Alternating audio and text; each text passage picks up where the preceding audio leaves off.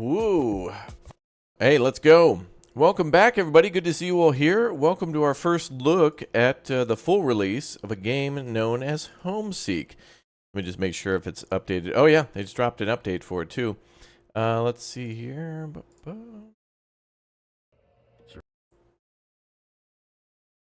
Oh, wait a minute. Hold on. Wait a minute. Chat. Let me just check something here.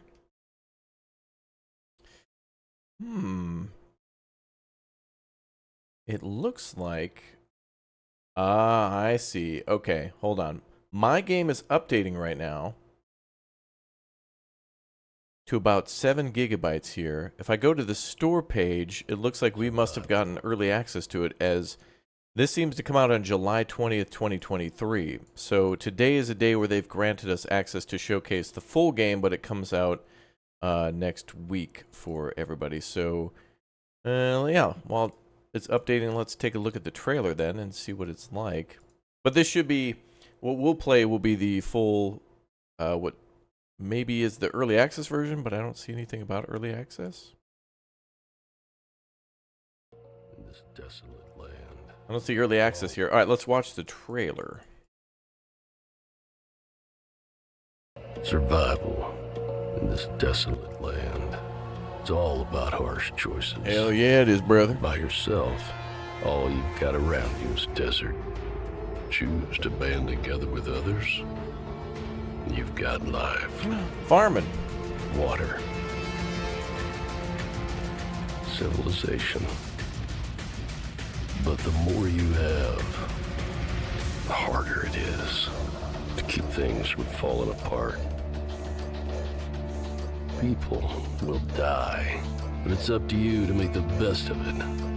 To survive, you must reach out to the world outside. And the most difficult choice online multiplayer is always right around the corner.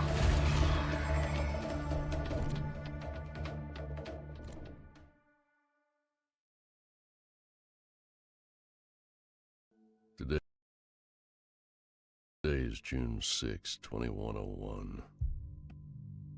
I'm afraid that this may be one of the last of my writings. The water's finally run out down here, just like it did in the old world all those years ago.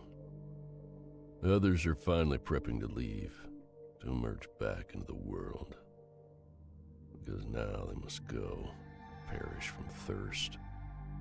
I was just a child when the rivers ran dry and the bombs began to fall. And now I've lived an entire lifetime in the darkness of this place. I barely even remember the world of my childhood. The world underneath the bright sun and blue sky. Barely. My skin is pale, my muscles are weak. I'd only be a burden to them in the harsh journey ahead. They're still young and adaptable. I know firsthand of their strength and resilience. If there's water to be found up there, they'll be the ones to find it. If there's anything to salvage from the ruins, they'll be the ones to do so. They know nothing of the society of the old world. They are the ones who might have a chance to rebuild civilization.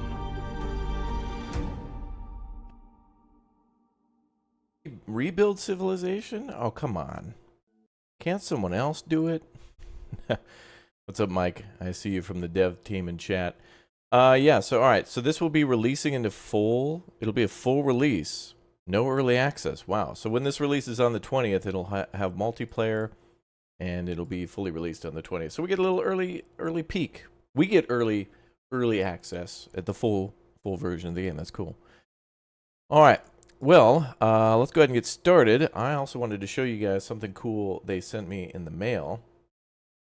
The Postal Service didn't want me to have it. There was like a huge hole in the box from the Postal Service, and I was like, oh yeah. Awesome. But luckily it's all good. It's good. What is this? Aw. There's a nice little letter. It's a ransom note. Play our game or else. No. It says, thank you for your support. We appreciate you. Interactive, Collective, and Traptics team. Aw, that's nice. All right, hold on. Just getting this game squared away here. Ooh, music.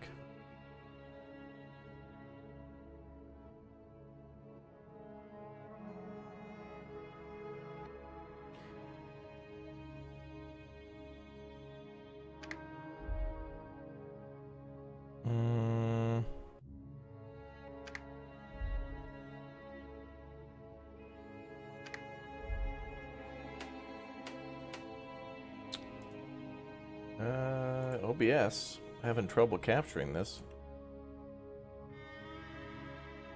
How about we try this?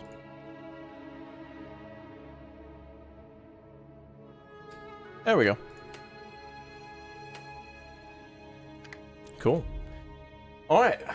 Well, welcome, everybody, finally to Homeseek. Dude, is that Morse code? Does that mean something, the dots on there? All right. Here's some cool stuff the dev team sent over.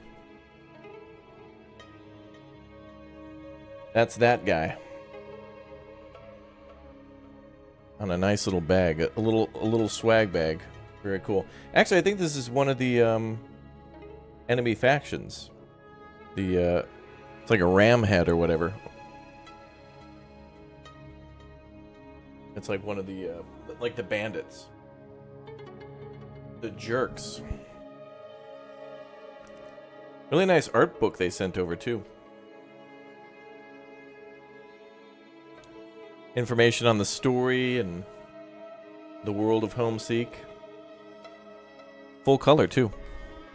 You guys remember when games used to have manuals and they'd be like full color books like this, and it would tell you everything about, like, it'd be like 18 paragraphs on how to left click on like a harvesting unit and then right click on the ore, and be like, in Command & Conquer, harvesting ore is very important, and it goes on. It's like taking a college course. That's cool.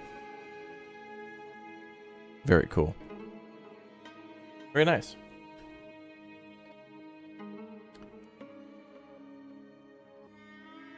Oh, wait a minute. It's a choose-your-own-adventure book. It's not just a player manual. I thought it was maybe more of an art book, but it's actually one of those choose-your-own-adventure books where it says, like, turn to page 41. If you think it's worth it to risk... Oh, that's great! This is, you know, like, in this game and mini games now, like in Frostpunk, it's like, you know, so-and-so wants to go look for their long-lost daughter. Will you let them? And if you let them, there's a chance that maybe they'll die, but also there's a chance that maybe they'll come back or something like that. So if someone says, like, you know, sleep well and get started in the morning, or do something else, and then flip through the pages. That's great. So they literally included a choose-your-own-adventure book. Somebody will be annoyed by that and be like, oh, dude. But it'd be like, no way. That's exactly why Frostpunk's cool. Your choices matter. In a game like that, it actually does, because it's literally just A or B. They also sent over a nice little tin. And inside the tin, that's the logo of the ram again. On the outside, there's a couple of cool goodies on the inside. It looks like a poster and then a couple of other things. I'll kind of show you all at once here. Looks like a badge and a patch and things like that. There's like a belt clip, a patch. Looks to be like a map. Is this water? What is this?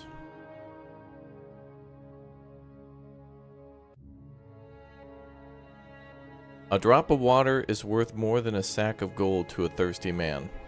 Cool. Wow, they gave me water, chat. Water. That's cool. It's all for the lore. Alright, now as I mentioned previously, you may have seen this game before on the channel. A lot of this game plays out like Frostpunk, but it's not necessarily about setting up one settlement. It's like setting up many, and we're on the look for supplies. We're on the look for water. We're on the look for a new home, as the name would imply. So it's like the way I took it when we first played this is that we're setting up breadcrumbs for people who, we were in that survival bunker that we saw with the old man at the beginning when we were leaving, like, the area that was mined out. It was like a bunker or whatnot, and now we're going to the surface, and we're going to set up, like, some basic survival and then start setting up, like, an operation to go explore. So, like, we're part of kind of like a scout group that eventually colonizes. Then, like, as we play, we get bigger and stronger, but then also so do our problems. Seems to be well put together. All right, let's play. Story part 1, chapter 1 through 5. Born, bred, and educated in underground bunkers, we emerged to stake our claim on the sparsely inhabited surface. What awaits us is a wasteland ravaged by drought and scarred by ancient wars. It may not be as devoid of life as we had imagined, but that does not make it any less perilous, and even where the barren lands meets sea, the undrinkable water only taunts us more. Wow. Experience one at a time. Oh, there's a survival mode. Complete part 1 in story mode to unlock survival mode. Oh, and there's an endless mode. Oh, okay. So after you play chapter 1 a little bit, then they let you do a survival mode and an endless mode. So there's kind of like a free build-ish mode. Part 2. This must have to do more with diplomacy and dealing with the raiders. How will multiplayer work?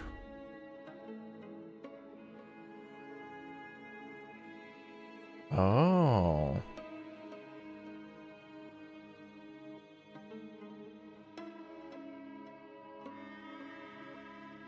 So it's not co-op, it's each person's building their own city? Maybe?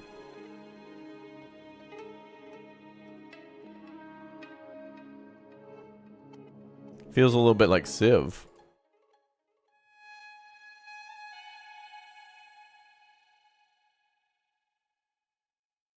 It's going to be longer to play, though. You cannot manipulate time.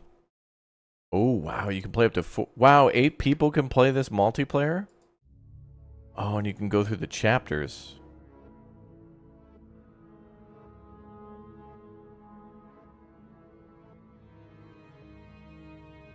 That's cool. That's cool as hell.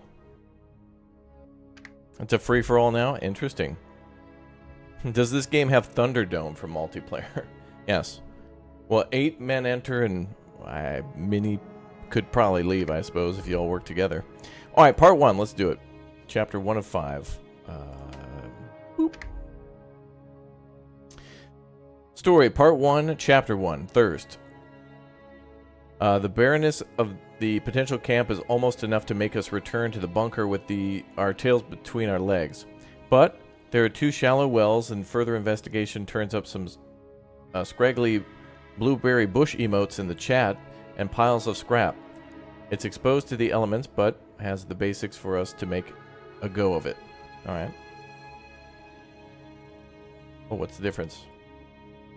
Speed of researching more, building costs less. Alright, I did a lot of babbling, so let's try to make up the time by putting it on easy so we don't have to wait as long for research. And maybe we'll do chapter 2 on normal. Cool, let's go. Speed racer mode. This art right here, I love this. This is really cool.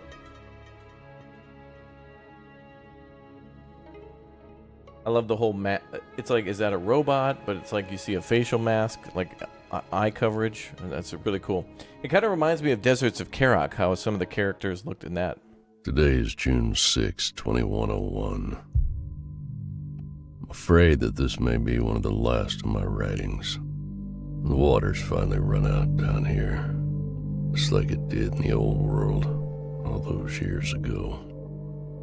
The others are finally prepping to leave, to emerge back into the world, because now they must go, perish from thirst. I was just a child when the rivers ran dry and the bombs began to fall. And now I've lived an entire lifetime in the darkness of this place. I barely even remember the world of my childhood. A world underneath the bright sun and blue sky. My skin is pale, my muscles are weak. I'd only be a burden to them in the harsh journey ahead. They're still young and adaptable.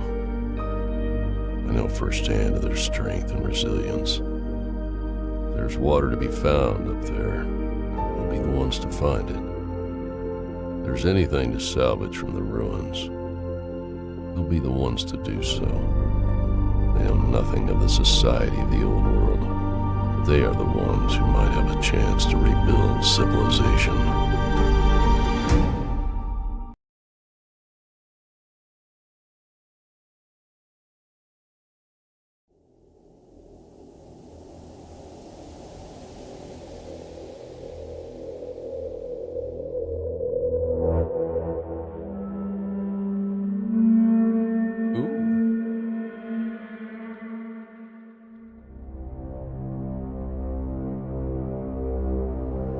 Meanwhile, 2023 Arizona.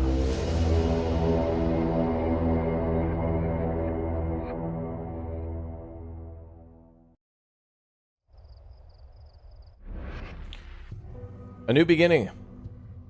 With our few possessions finally unpacked, it's time to get started procuring the necessities of survival. Securing food, water, and shelter, and our first priorities. Oh, and shelter are our first priorities, and doing so won't be easy. Oh, except I put it on easy, so it kind of will be. But our spirits are fresh, and we're all ready to pitch in. Understood. Lifeblood quest will commence.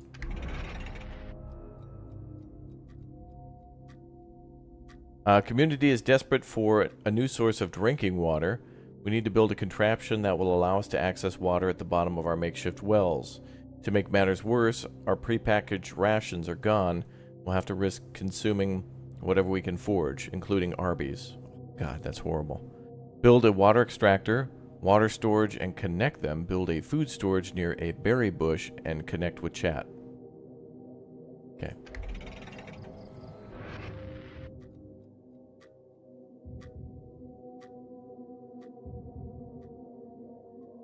Well, well, well. Well. Oh, it's the same well.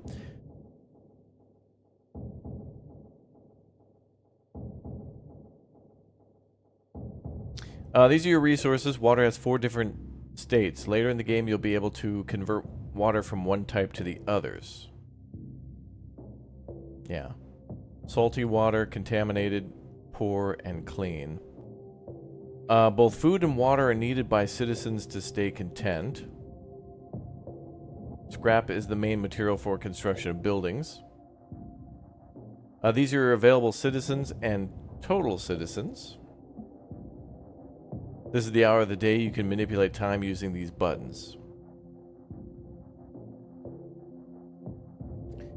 All available buildings for construction can be found here.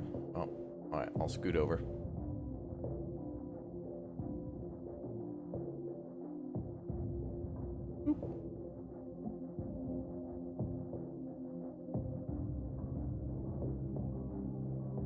If you need additional information for anything during your playthrough, check the index. Alright, cool.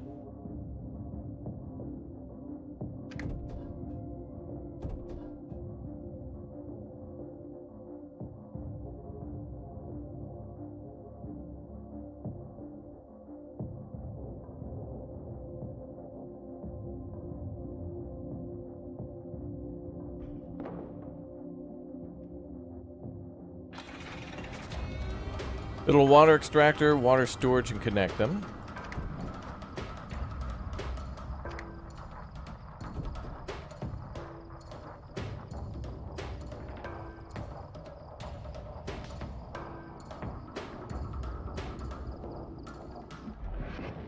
Connections. In order to connect 2 buildings, head over to the second tab of the building with the plus icon and select the building you want to connect with. The water connections will require you to select the quality of the connection before the action is finalized.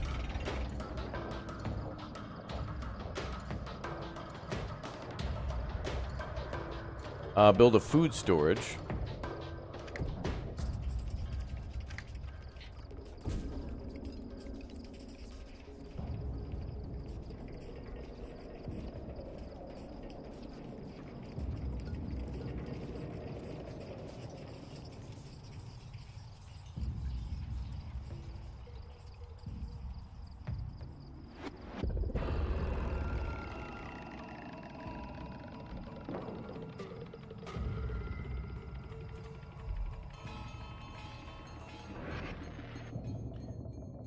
Through this building, you can collect different resources. If the source runs out, then the collection will cease. You can increase or decrease the allotted workers. The building's functionality is dependent on the number of workers. Here you can change tabs to access additional information. Click on the Connections tab to build connections with other buildings.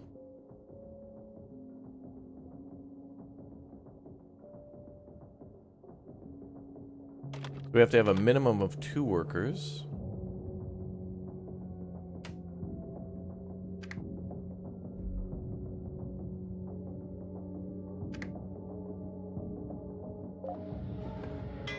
And we built a connection. Excellent.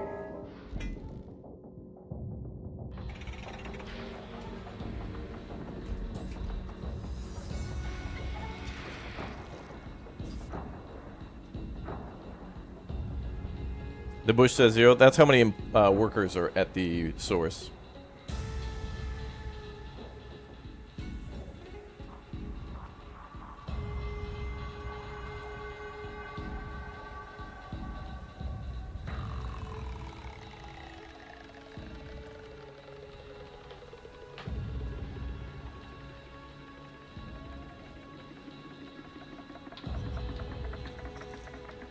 Reminds you of Dune a little bit. Ooh, I would love another Dune strategy game or like a survival city builder.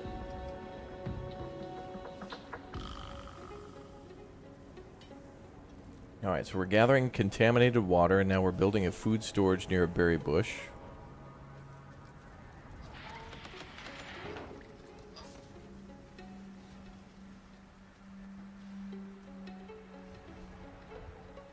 This one looks interesting. Yeah, well, now we finally get to go through more of the story. I think we played the first 2, maybe even 3 missions in previous demos and playtests, but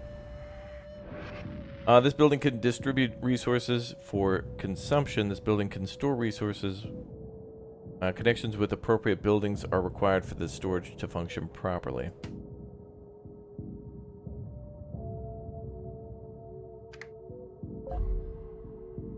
Lifeblood complete. Our community is desperate for a new source of... Oh, we were already done. Cool.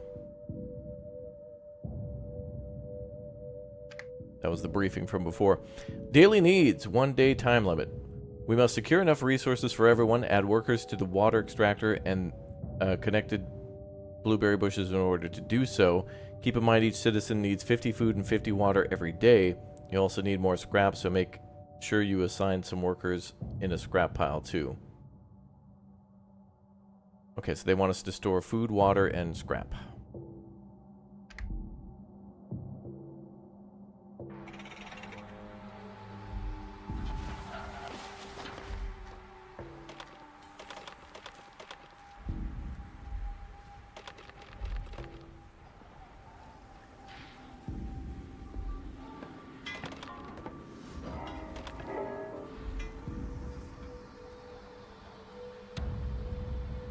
Alright, so now all we got to do is stand by.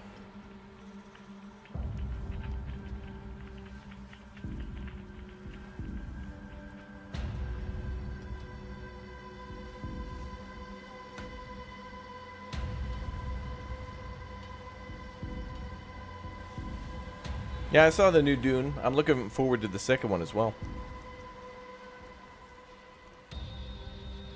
Very excited. Oh. And Microsoft Flight Sim has that new thing coming for Dune as well. That'll be fun.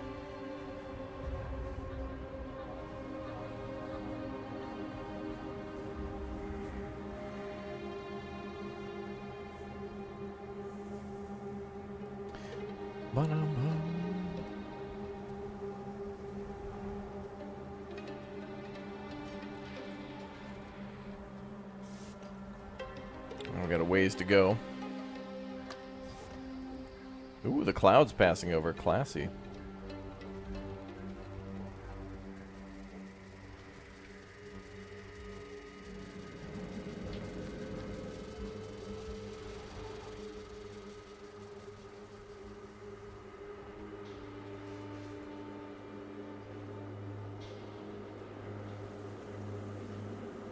So we're just stockpiling resources for the next quest. Alright, water's done. Food is next. That's a big old berry bush. No wonder Chad hides in there. Strange landers arrive. Ooh.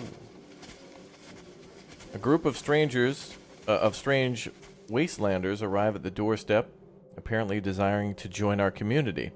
They speak in a weird accent, and we don't recognize them from our time in the bunker. They must have somehow survived on the surface all these years, past years. They brought a small offering of food and water in an attempt to convince us of their good intentions.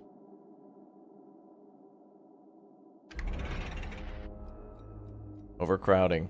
With the influx of many new citizens, our first priority has become finding a place for the new arrivals to house themselves. Everyone in our community could do with a place to rest. For that matter, if we don't remedy the problem soon, the exhaustion of our work will start to eat away at us. Daily needs complete.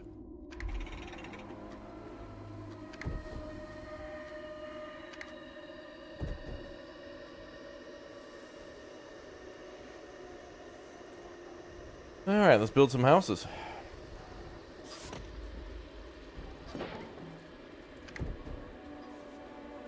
How many are housed? 8. 8 can be in each house.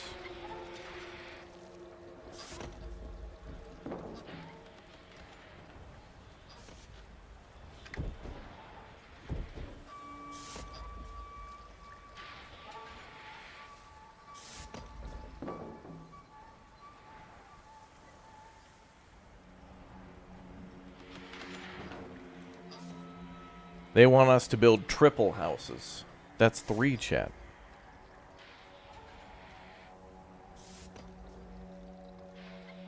You want a reboot of the Army Men games? Oh, that'd be amazing. Yeah, the Army Men games are great.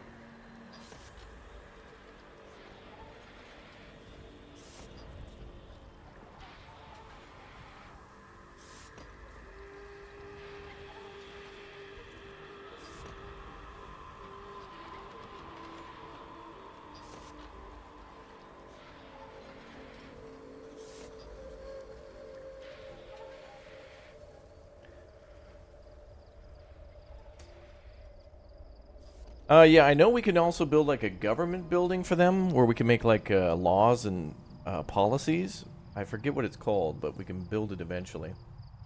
And then people can vote on stuff.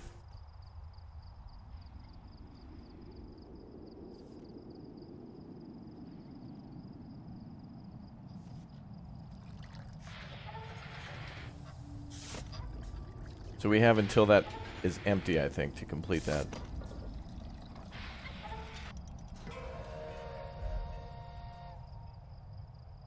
Ah. So after the workday is over, they will go build stuff. Okay. Overcrowding complete.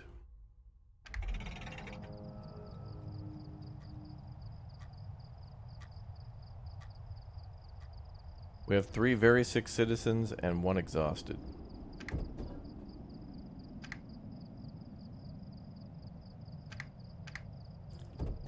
Can't build a hospital yet. I think we have to unlock that through expeditions.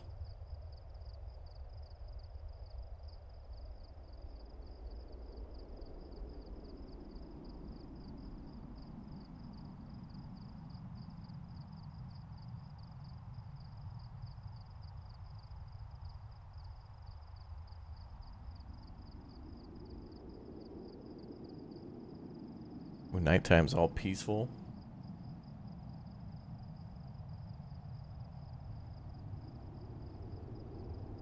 Lots of crickets, that means food.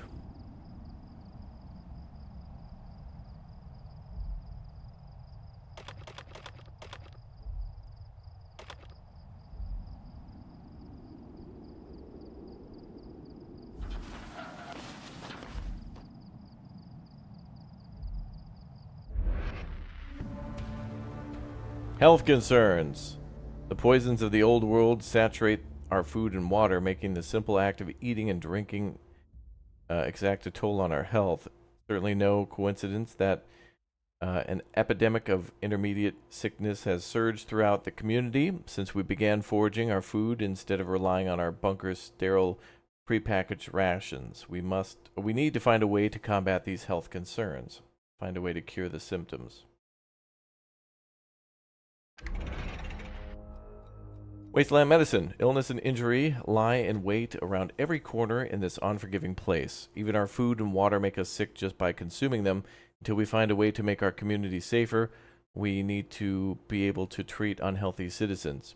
If we don't find a solution soon, it might not be long before there isn't a healthy individual among us. Ooh. Oh, we can build a research center now. And then we get the medical center, and then we can build it. Okay. I thought we had to go out on an expedition first, but seems that's different.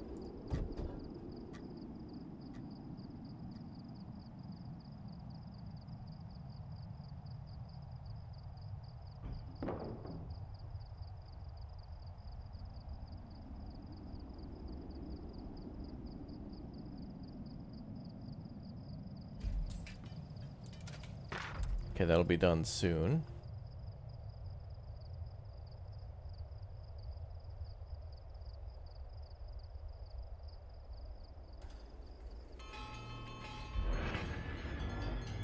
Departed citizens. Citizens can die from taking damage from consuming poor quality food or water. They can also abandon the settlement if their happiness drops too low, which happens if their needs in food and water and housing are not covered regularly. Keep in mind the events can also affect citizens' health and happiness. Huh.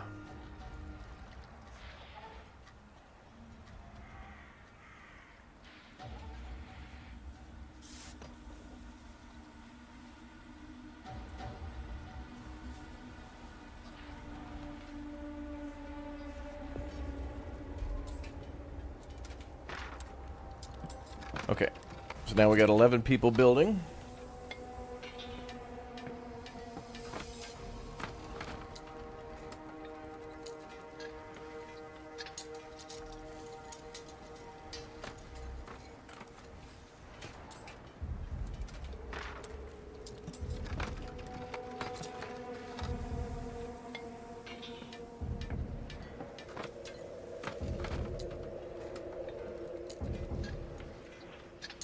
What's up, Carlos? You wish-listed this game? Yeah, I've been wanting to play this one ever since we got, like, the playtests and stuff. Pretty neat so far. And we're done. Cool. Alright. So...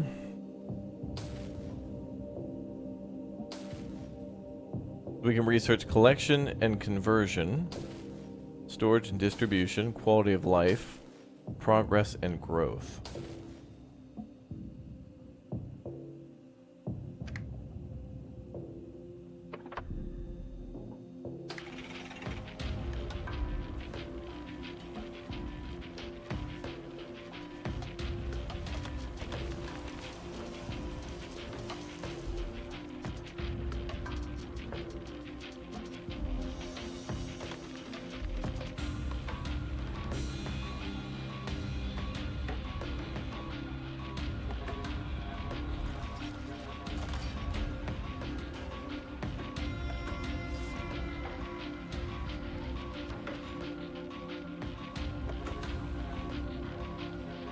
It's only day one. Our people are pretty good. They've built all this stuff in 24 hours. Wow.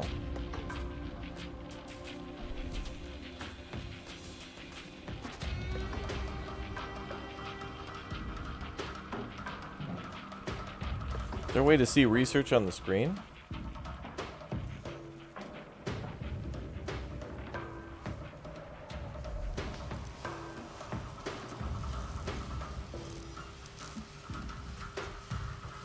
Alright, we'll just wait.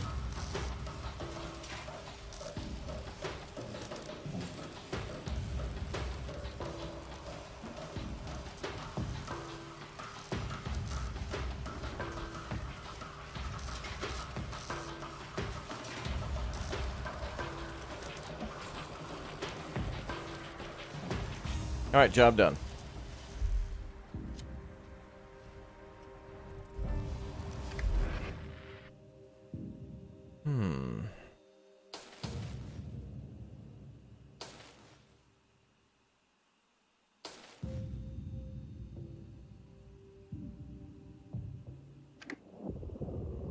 Workforce increase. Research that.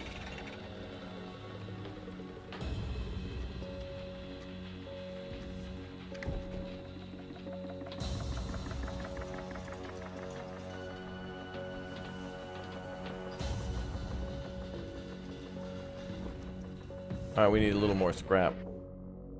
One drop at a time.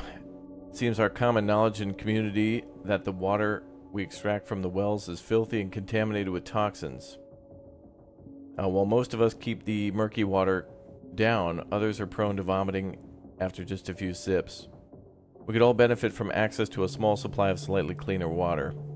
Build an expedition center and create a new expedition party and send it to explore the Mudlands. Oh, hell yeah, brother. We bringing the truck? I'll get the chains. Hell yeah, brother.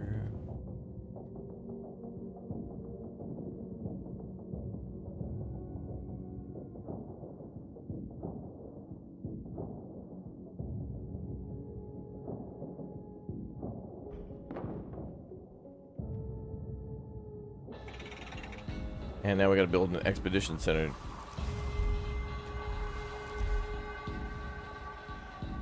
That have to be researched? No, but it requires more supply. More scrap.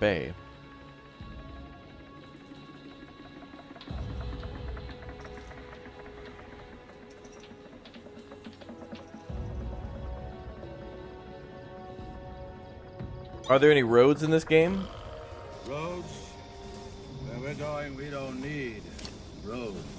Well, we will need medical care. Wasteland medicine completed. Good.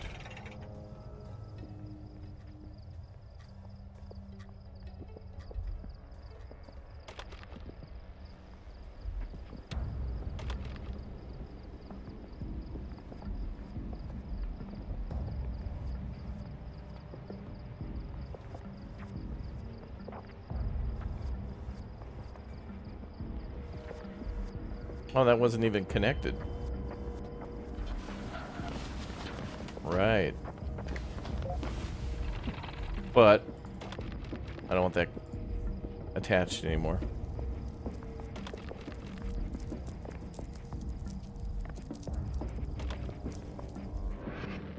Okay, so I had like a blueberry bush that wasn't there were people there, but they weren't doing anything, but that's okay. We're good now.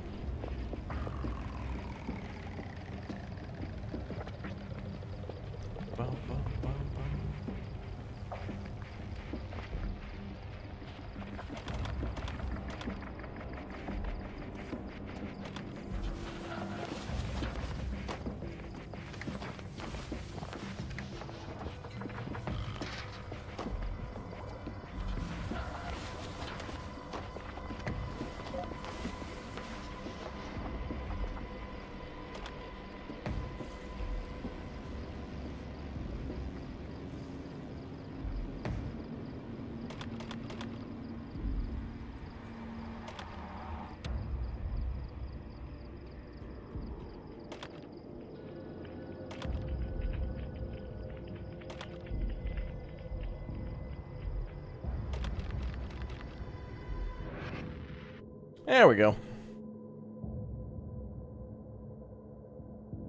Good. Roads. Where we're going, we don't need roads. Well, it does look like there's remnants of the old world here, though. Look, you can see like a cargo depot that's been destroyed. There's a highway here. And like a bunch of old city buildings.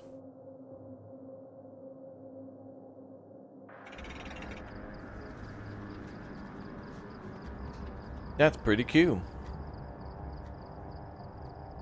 You bought a new truck and you're loving it, sheepdog? Hell yeah. Pull up, brother. We're going to need somebody to haul a trailer.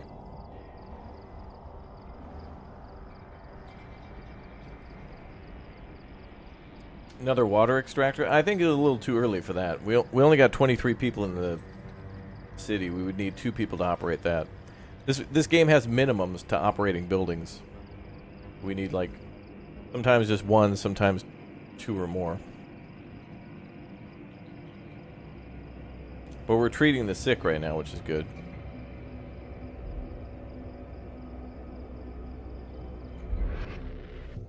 Ooh. A massage arrives. Oh, good. I'm having some upper back tension, and I need a mineral water. Oh. Message arrives. A messenger arrives at our encampment. He has come on behalf of the remaining bunker dwellers. Oh. Those who did not explore the outside world with us.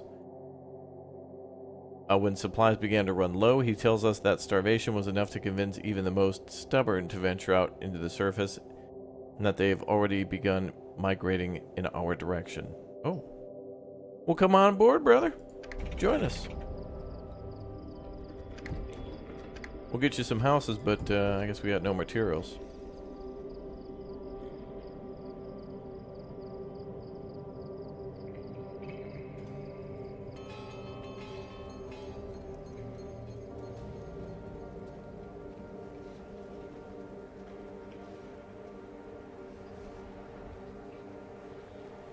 More scrap is needed.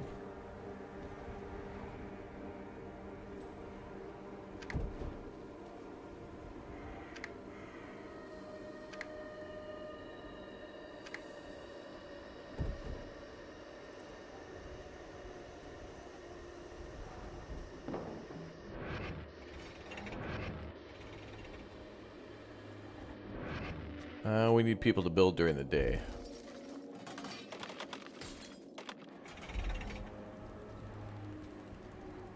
Alright, so then we'll build the expedition center and go out looking for water. What's up, Coulter? Welcome aboard.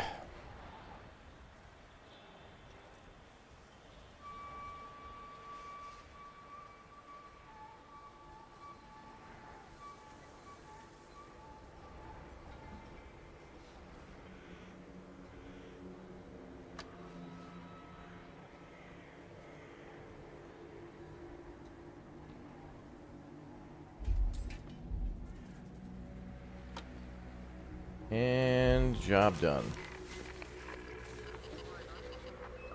You can create expeditions in order to explore the world around the settlement. Once you create a new expedition, it will take some time for the party to prepare and gather. Okay, that's cool.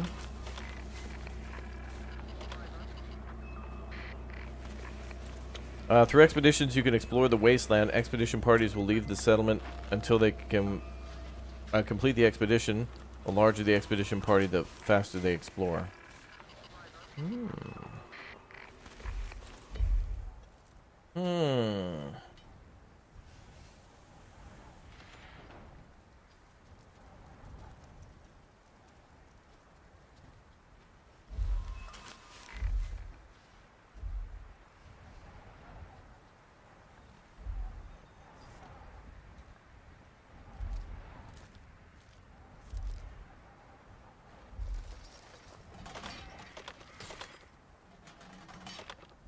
Alright, let's go with that.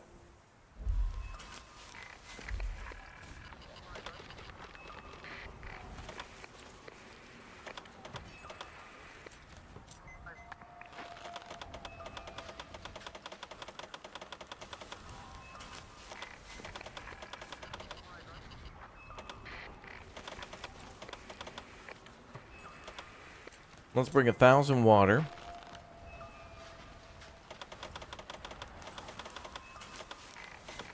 $500 food. Actually, we might find stuff to bring back.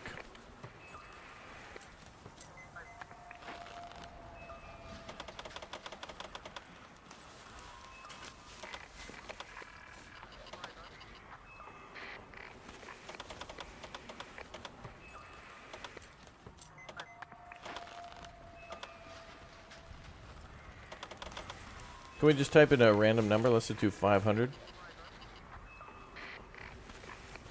Oh, 480.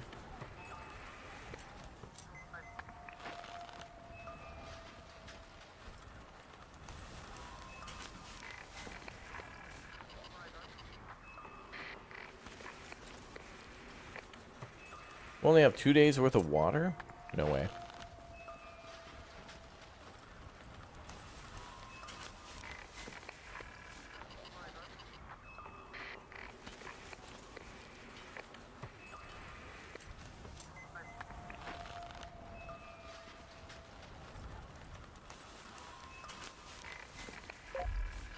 Alright, we'll assemble everybody. I think we want to give them a lot of scrap because that helps you to break into rooms and buildings and stuff like that. Yeah. What's up, Justin? Welcome aboard. What's up, Gary?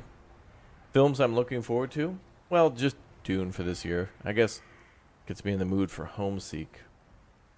Oh, yes. You guys want to play SnowRunner with all the truck top? Hell yeah, brother.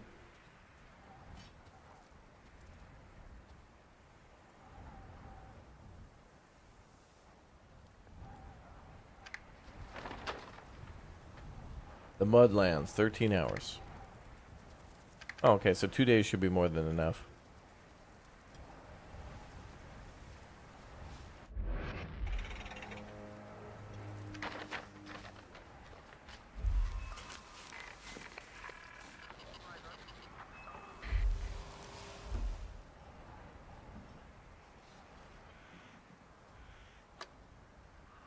Alright, we're standing by.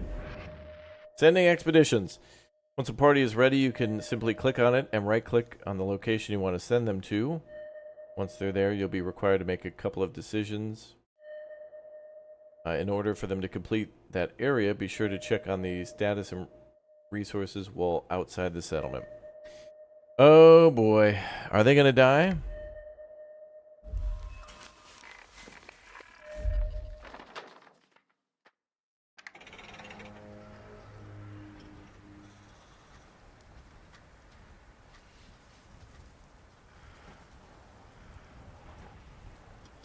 Looks like it's moving, yep. Oh, you can actually watch it move from this menu.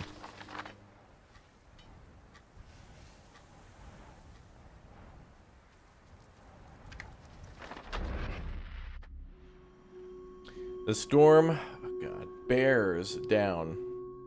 Come on, really? As the dust cloud envelop our encampment, our work nearly grinds to a halt.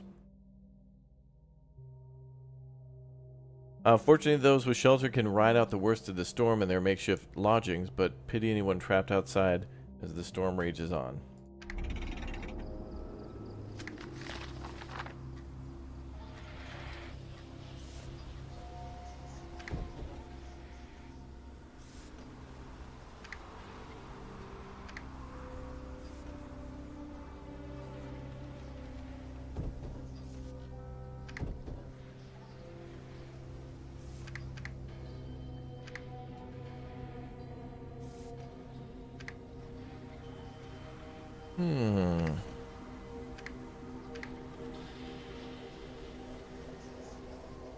We want a house of mouse.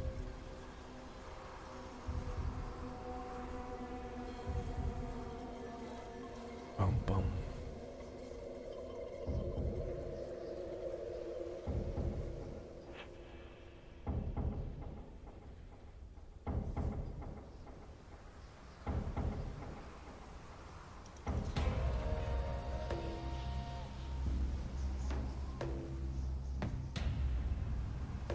End of another day.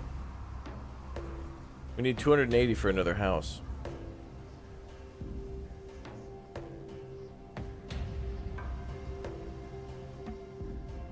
I think this Wastelanders is our expedition. Yeah, and their remaining supplies. Yep.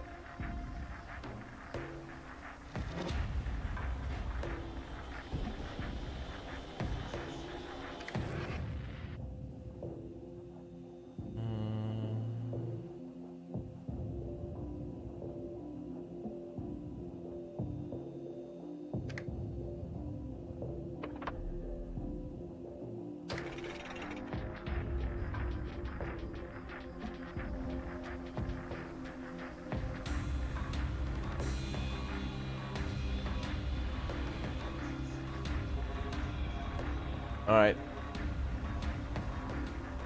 Speeding things up.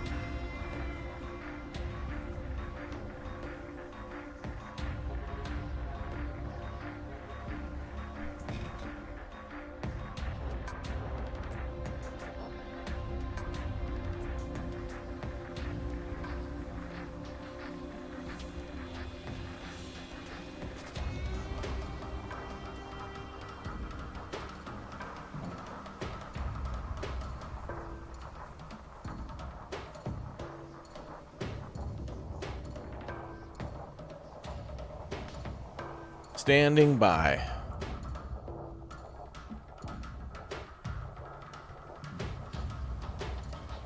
I think they'll be there before we're done with this. Oh yeah, they just arrived.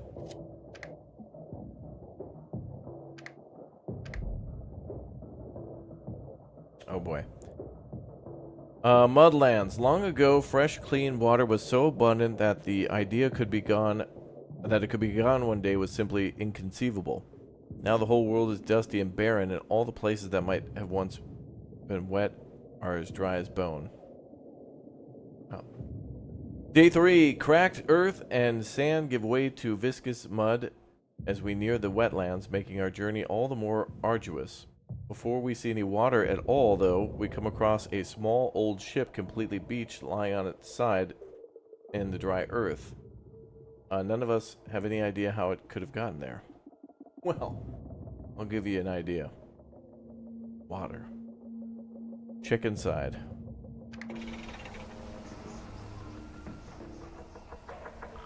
So also take a moment to see what's inside, I guess.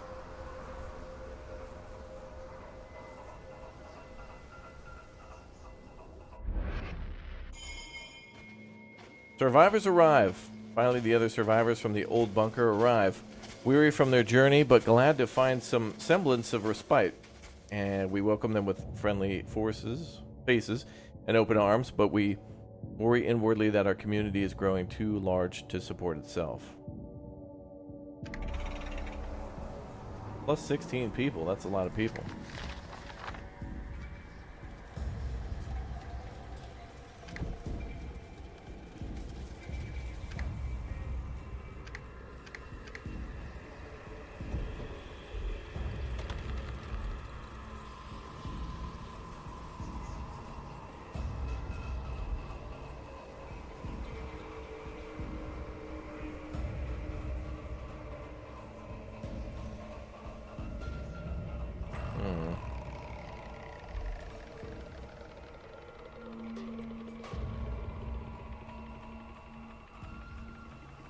I think we need more food.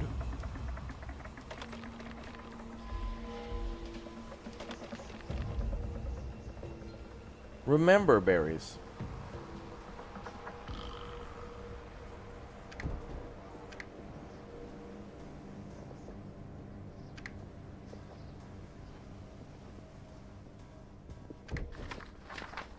Okay, we're gonna need a lot of homes.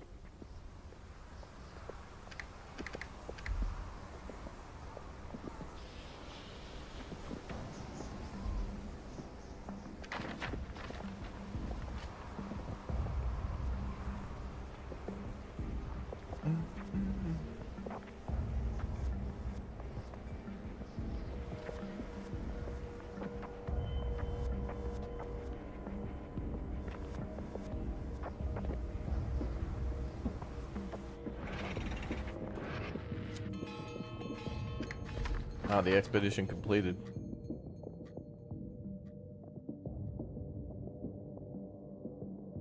We spend some time exploring the ship.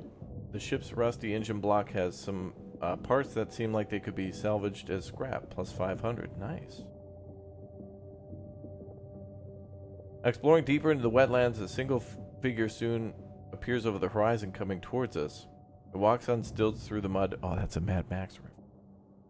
And with every step, metallic jingles can be heard from a great sack it carries on its back. Oh, it's Santa Claus. It steps before nearing our party, raises the mud-slathered hand to point at us. What should we do? Attack.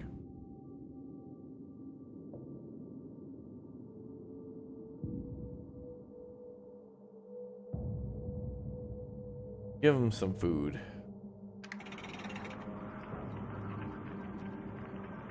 You offer the figure some food.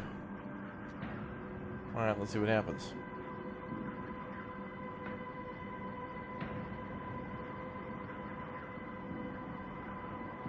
Oh, whoa.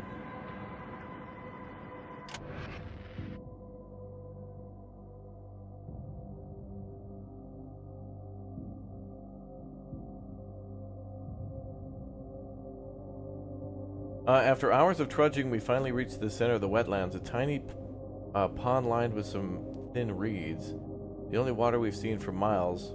Lonely, depressing sight against the backdrop of the expanse gray-brown mud, until we noticed that some of the water near the reeds actually looks somewhat clean and drinkable. We studied the effect that the reeds have on the water and harvest some samples to bring back home. Oh, we found a way to filter water now through reeds. Good. Oh. The creature also receives our offering, tucks it away, and then dumps some of the contents of the sack on our feet. Oh, it gives us 360 scrap. Alright.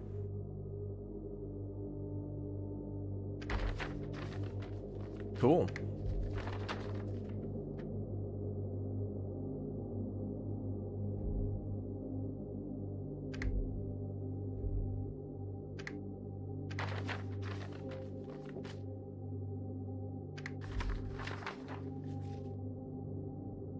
I don't know if we're done here. I think this bar at the bottom has to fill up.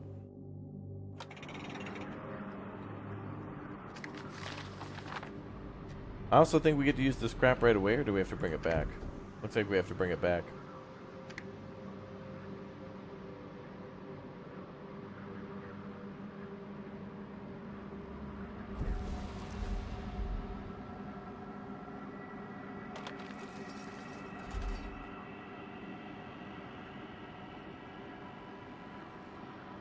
We got 5 very sick citizens.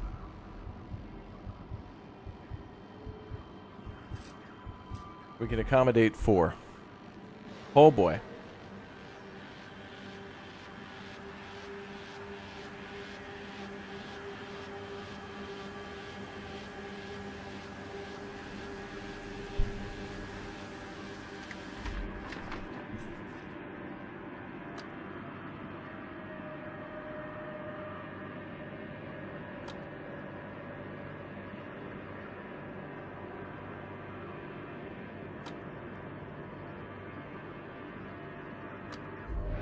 There we go.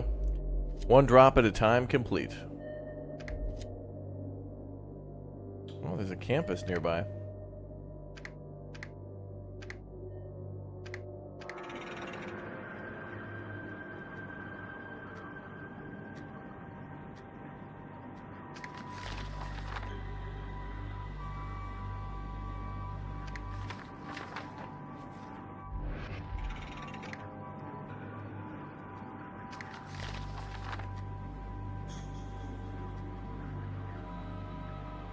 Alright, so now what? I guess we go to the campus. Water. Oh, we should also build more houses. Yeah. Hey, what's up, Rod? Welcome aboard. Sounds like dialogue from a text-based game. Yeah, the expedition parts are kind of text-based. Frostpunk has that too.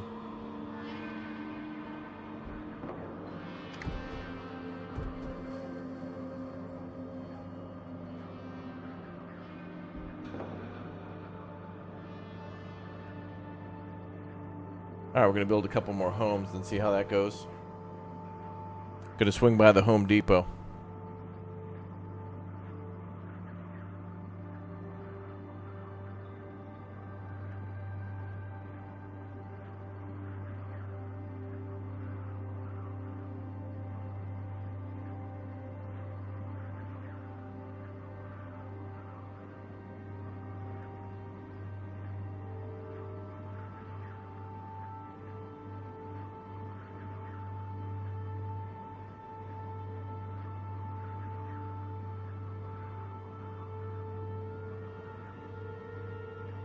We got 3 people super sleepy, and we got 4 people at the medical bay. Can we name these teams?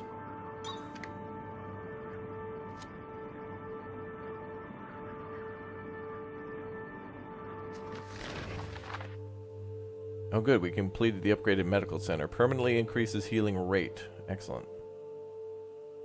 I think... Does our research that we do here carry over to other missions? Yeah, it might be worth upgrading everything then.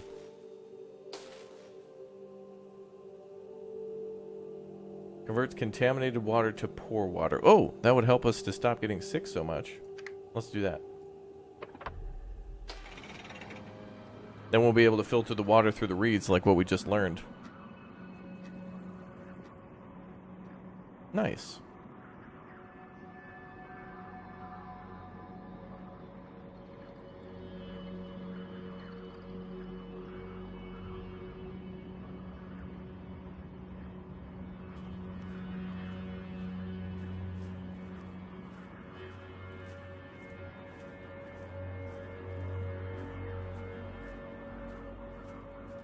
I hear footsteps.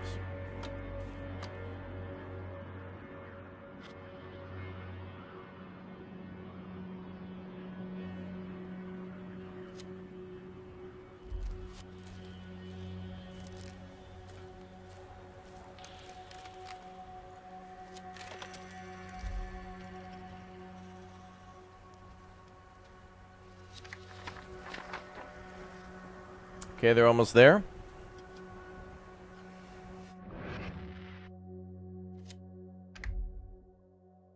Campus, a center of learning in the old world. This was such an abundant. There was such an abundance of that people could gather at these places to do nothing except learn all day, for years on end, without worrying about securing food or water for themselves. There are no more students there anymore, but there could be still. It could still teach us something. Expedition finally reaches the outskirts of the campus. The large building of cement and glass, though broken and abandoned, seemed to us like they could have once comprised of an entire city of their own right.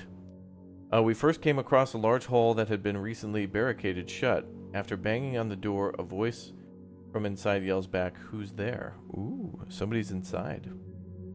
Hold on a second. Okay, nobody. Nobody. What should we do? These people must be fellow survivors. We should invite them to our community. Or, whoever's in there could be dangerous. We should leave them alone. Nah, come on in.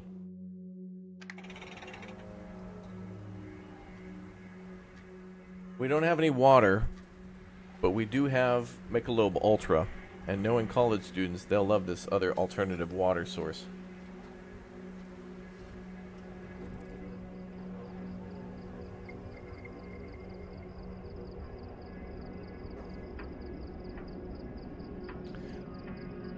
Give me a hell yeah. Give me a hell yeah! Hell yeah!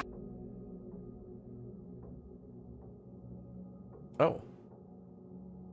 After realizing that we mean no harm, the survivors who have barricaded themselves inside seem very interested in joining us. See? Chat, all the beer. You lured them out. Good job.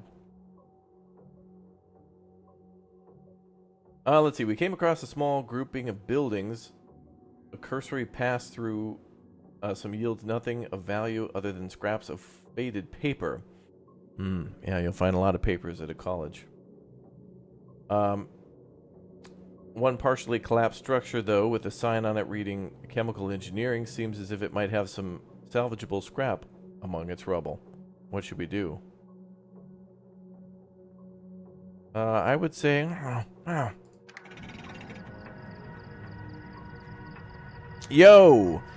Johnny with the 5 bomb for chat. Gifting 5 memberships to you. All you guys watching now. Everybody here who's hit the join button and slid that membership gifting over to allow, you may have won a membership. Thank you very much, Johnny. Gift bear emotes. Or gift bomb emotes. We got bears too, by the way. We now have a bear membership tier. If you were a little raptor, I've now changed it to bear cub. So if you have a membership milestone, hit that little $ button down below and send a milestone. See what tier you're at. Hatchling, Raptor Plus. Enjoy. That's the end of the workday. All right, while we wait for these folks to explore, let's go back and at least build a couple more houses. How do we know if everybody's housed?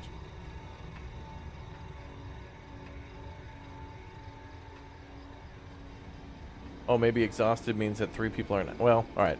We're about to get more people coming back from the university anyway, so we may as well build more.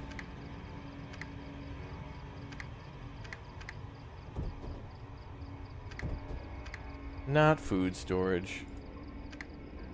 There we go, a hoose.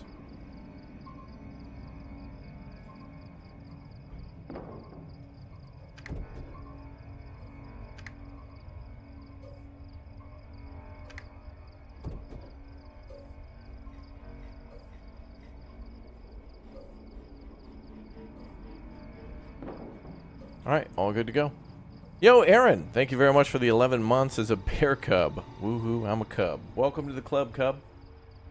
The Cub Club. Welcome. Alright, we'll get started with those two and we'll stand by. Standing by.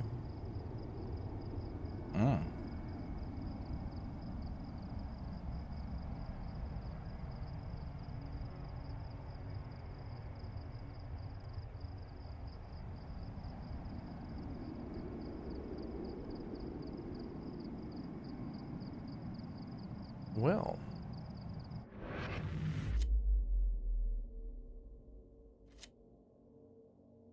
You can now research the community center. Expedition requires your attention. Okay.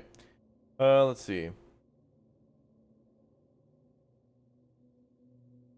Oh, we finally reached the central area of the university's campus. Some buildings that were once multi-story dwellings surround the relatively open rectangular area. Benches, tables, and other simple amenities lie strewn about, but still mostly intact. It almost looks like it may have been nice to congregate here long ago. We spend some time thinking about the community that once gathered here. New member, welcome. The organization of the campus quad, paired with some of the valuable amenities we salvage, gives us ideas about how to structure our community spaces. We can now research the community center.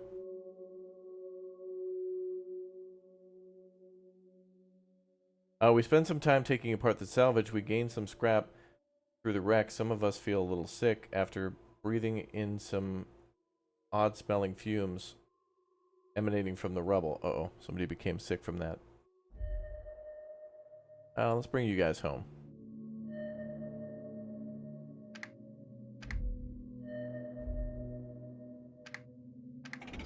And then we'll send them out to the farm, the zoo, and the casino. Oh, hell yeah, y'all. We're going to play some fruit slots. We're going to win it big. We're in Vegas right now. That's where we are. 82nd Airborne, 6 months. Surviving in a wasteland is the best way to pass time. True.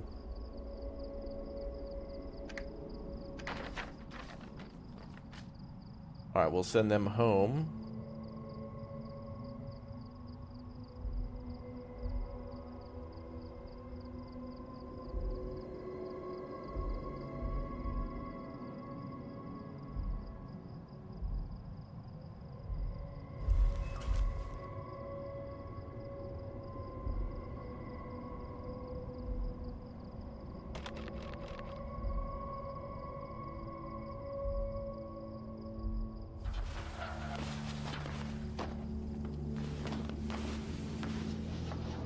It looks like we don't have that one food source anymore. We use that one. Oh, great. I like the music.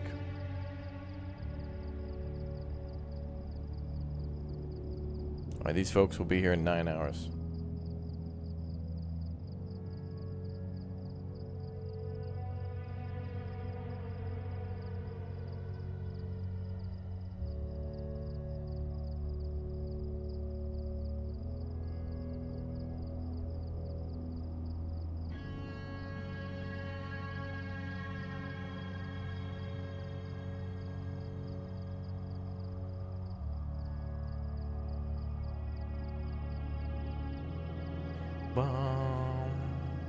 Alright, so we have those contaminated explorers on the way back to base. Hopefully we can get them medical attention and send them out again with more supply.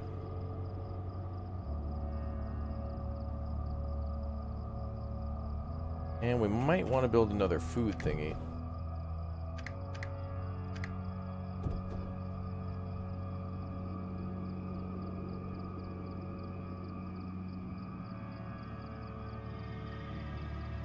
Oh. There's an area where we can do some farming right here. So we should definitely build another food building, but...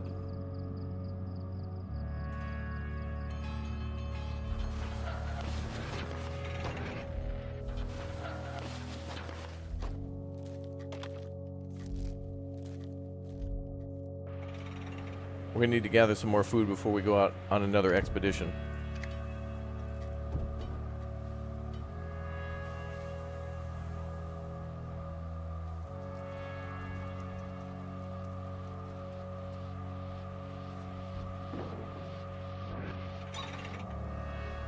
Okay.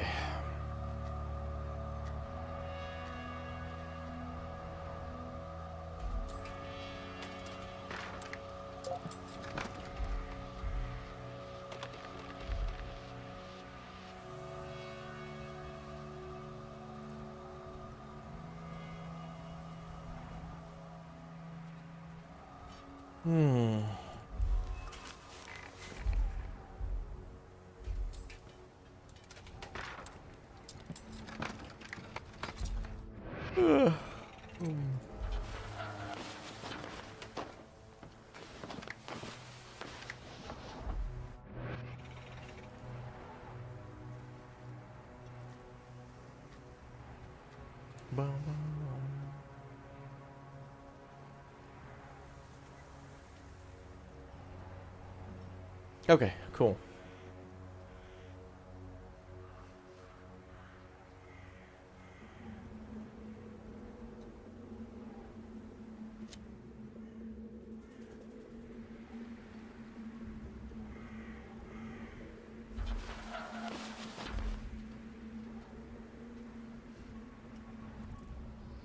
Okay, I think we're almost ready to send out another expedition.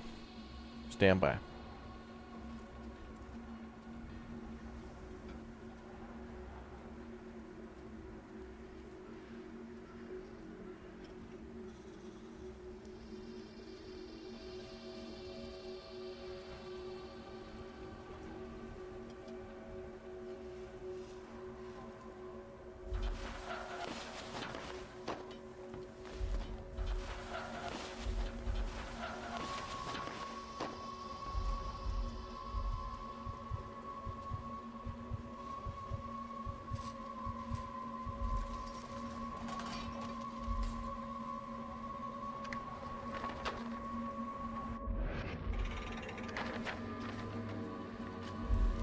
Okay, new expedition.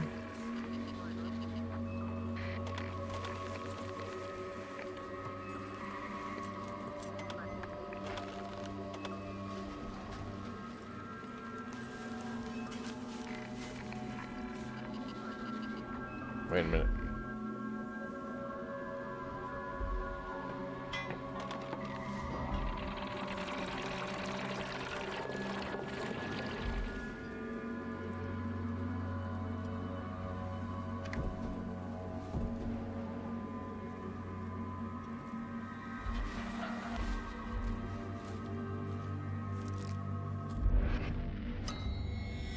Alright, we'll have to move that around and then we can build the water extractor up there and then we can double our output. But we'll need 10 workers to do that. While toiling away at the day's work, we hear a large crash and then some howls of pain. When we investigate, we find a pair of community members injured themselves in an accident. If only the dangers of our work weren't unfortunate a necessity for our survival.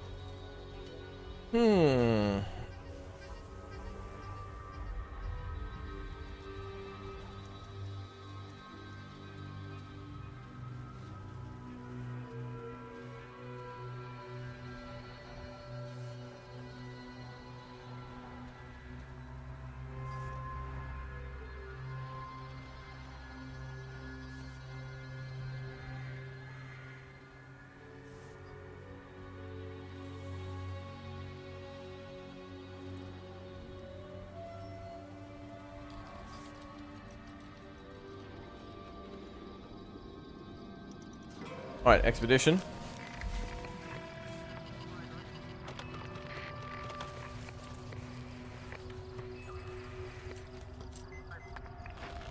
Wait.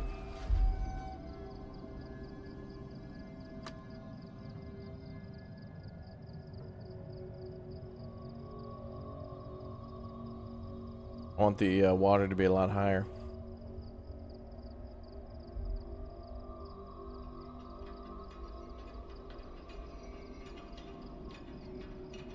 Standing by.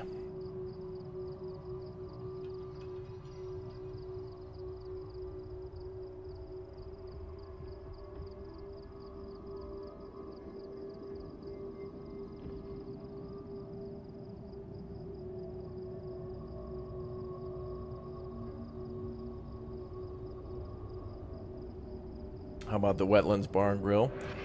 Actually, did we finish that wetlands research?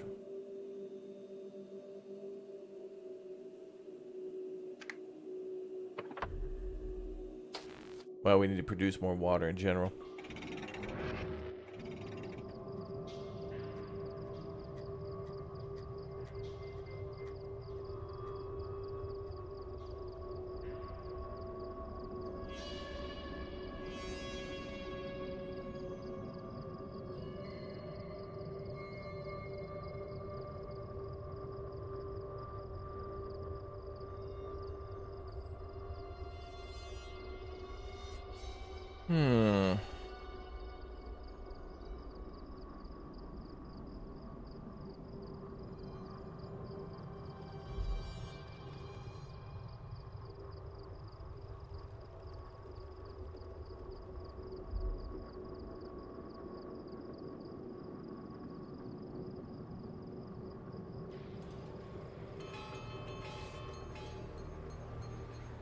A new day.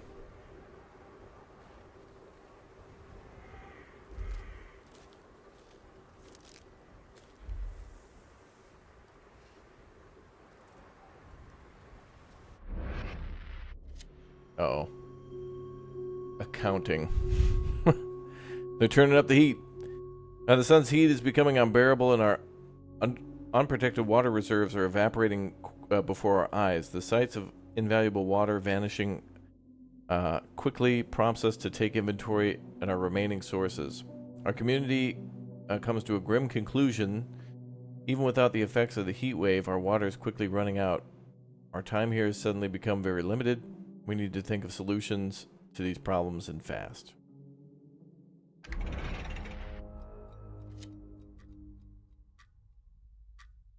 Okay, we should find a way to reduce water consumption. A mall would be a good place to search for something like that.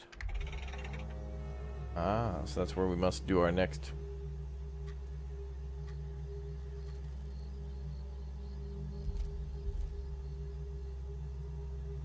Next bit of research.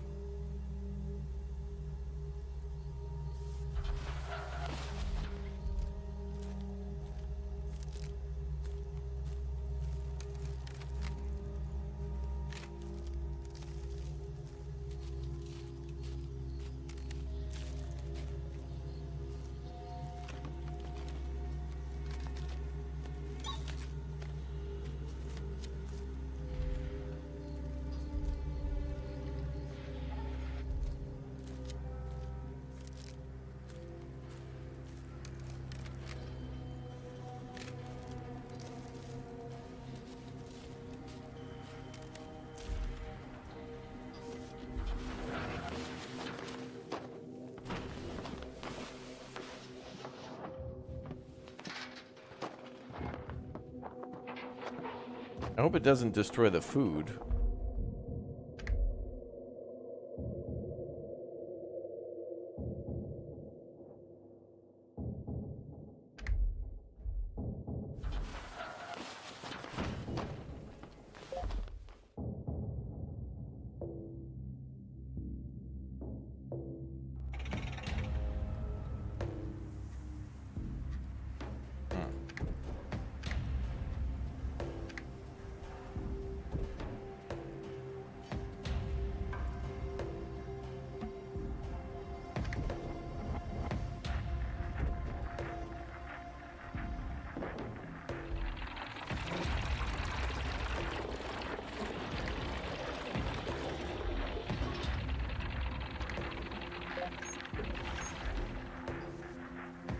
We're working on a fix for that? Oh, okay. So it's not intended for...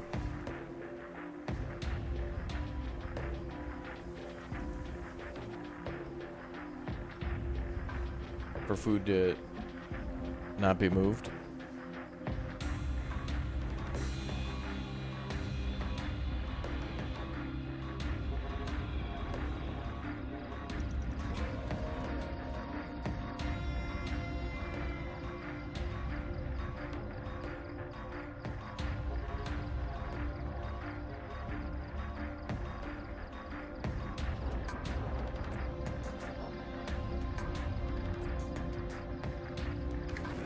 More research.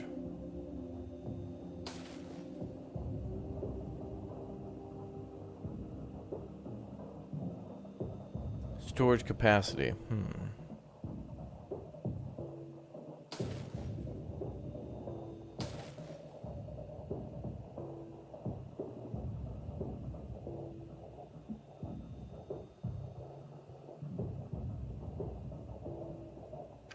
Research. Okay.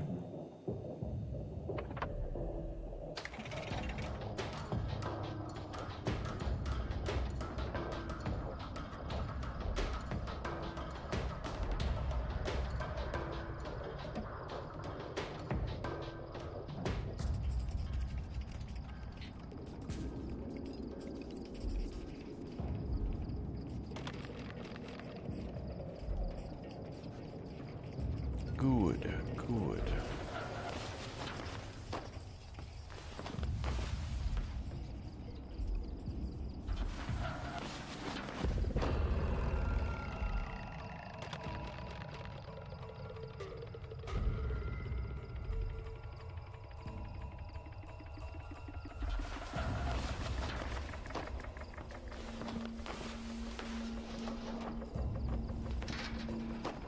God damn, now I wish I would have built it a little closer.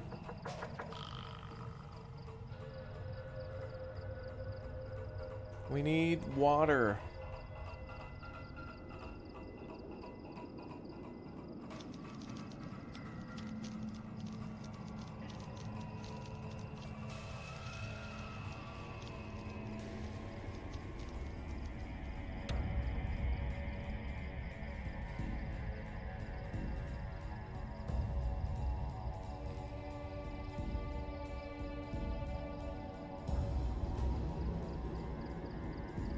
Standing by.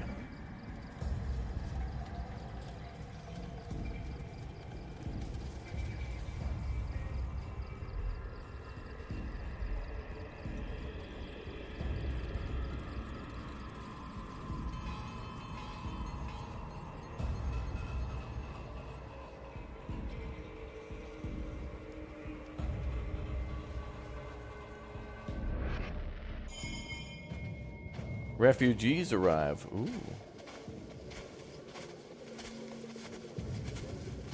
Another group of survivors arrives at our encampment. Wanting to join our community, they tell us a group of vicious bandits raided their camp and destroyed everything. Fortunately, they managed to flee, and after wandering some time, nearly starving, they spotted the smoke rising from the fires of our settlement. Well, demand a toll, except...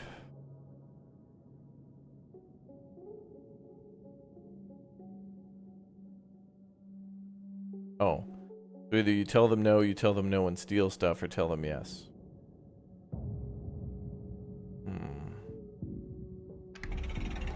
I'll say yes.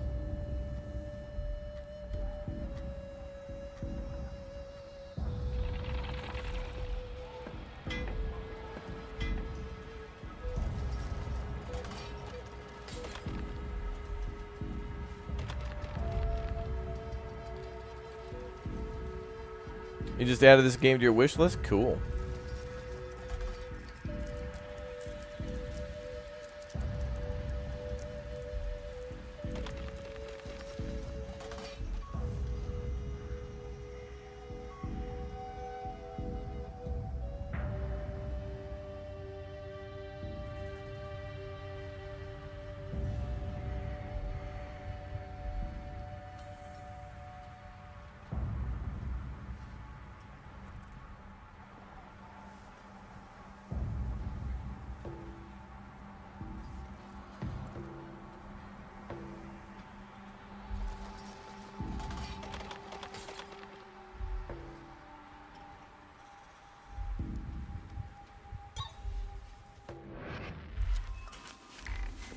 Alright, let's send out an expedition finally.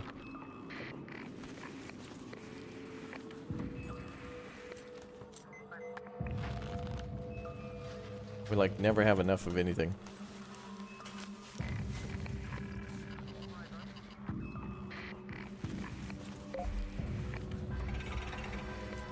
Alright, going to try to find wherever it is at the mall. What's up, Shism? Hi, chat. Welcome, everybody.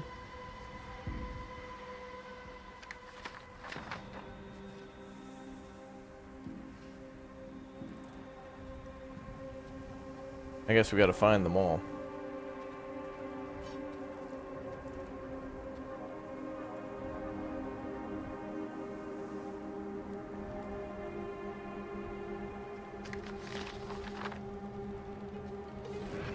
We'll start at the farm.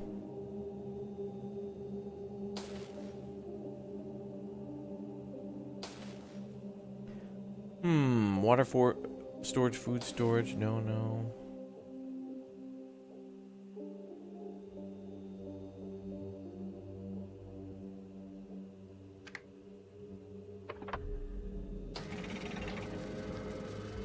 Occupancy increase, that's good.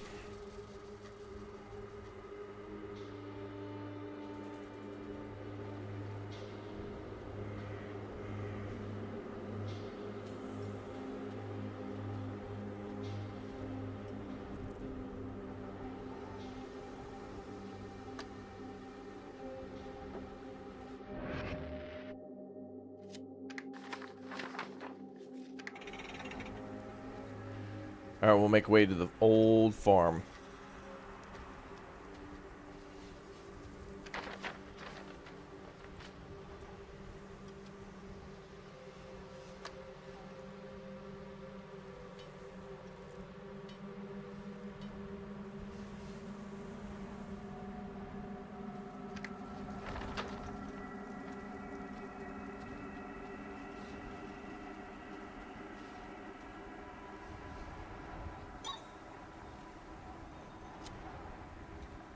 They're on their way. Ooh, we found something. Wells deplete. Our water extractors are rapidly depleting 2 shallow wells. Paul descends over the settlement as everyone truly begins to understand the urgency of the situation. Until we find some new source of water, all we have left to drink is rapidly dwindling reserves already extracted from the ground. When they run out, we'll quickly die from dehydration. Planning ahead. As we become familiar with the confines of the valley where we have settled, it becomes clearer that it's almost devoid of valuable resources other than those which we've already begun to harvest. In the interest of our long-term survival, we should find a way out of the valley so we might be able to search elsewhere for new sources of drinking water. Keep sending expeditions until you find a way out of the valley. We gotta search. Hello from Beijing. Well, hello. From Raptoria, welcome back.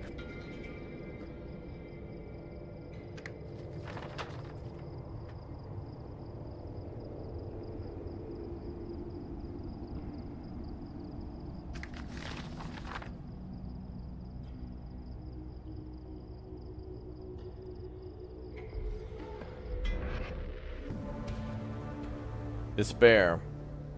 A wave of depression washes over the community. The sentiment that our efforts seem hopeless and that the world is too dead to save seems to spread from one survivor to another. There doesn't seem to be any specific cause other than the obvious desolation of our environment, but it seems clear that the tiny size of rations we distribute each day doesn't help. Increase rations. No, we're not increasing rations.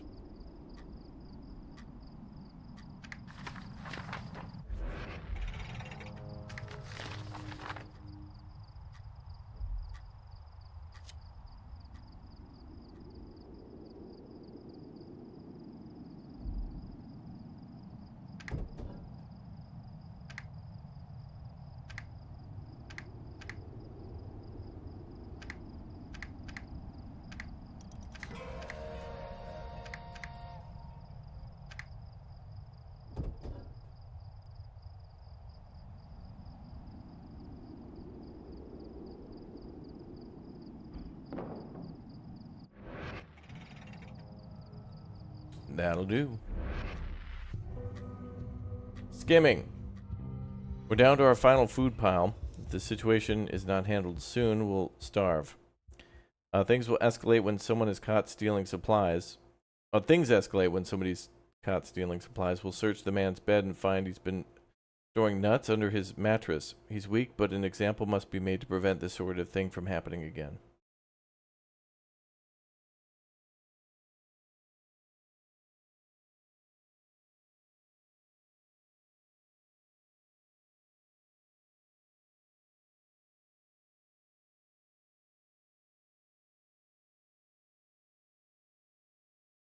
Well, we're gonna have to confiscate that then. We can feed you with those, but everybody else too. Clear that the berries and nuts are not enough to sustain the growing society. We can't always rely on nature to provide for us. It's time to take matters into our own hands. Find farm technology, research, and build a farm. Alright, well, we're on our way to the farm now, so we're way ahead of that goal.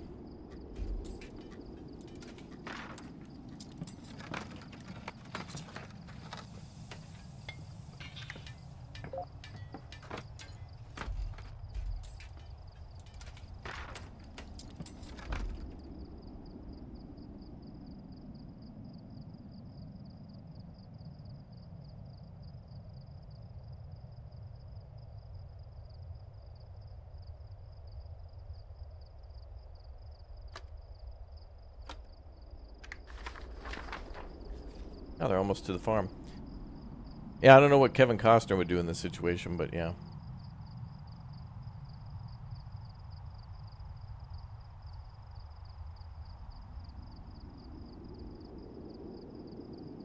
Yeah, we could send more scouting teams, but if we're going to do that, we need more water, which is what we were working on. And I think we could send out another scouting team. But if they're not back, we might not have enough people to work on this new farm that we're about to unlock.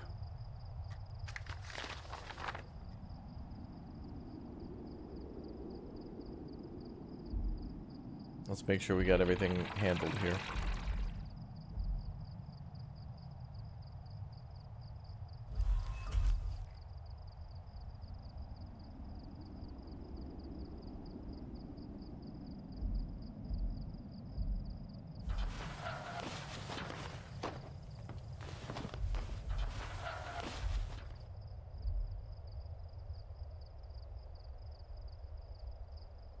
Each scouting team is going to require food and water, which we don't have.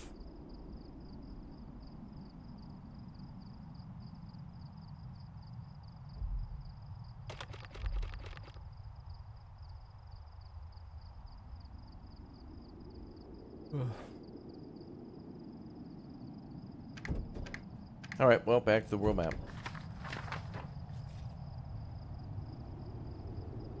So yeah, once we get to the farm, we'll bring back that tech and then put a bunch of people on farming. And then we got to get a way to figure out to get more water.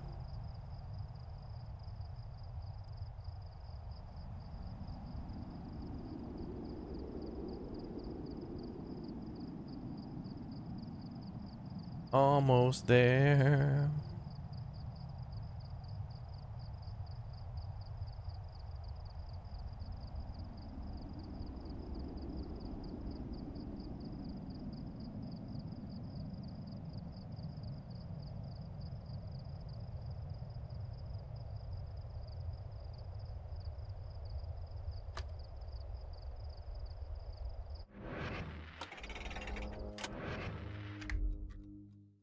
The old farm, brother. The old world has enough food, had enough food to feed every mouth, and places like this were the key. The stories say that years' worth of food would simply spring from the ground. Crops no longer grow on this farm, but we still try to learn its old secrets.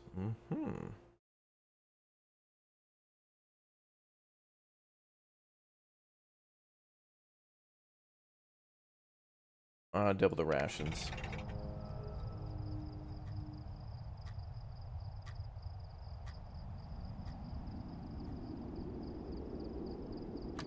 They're walking a long time in the desert.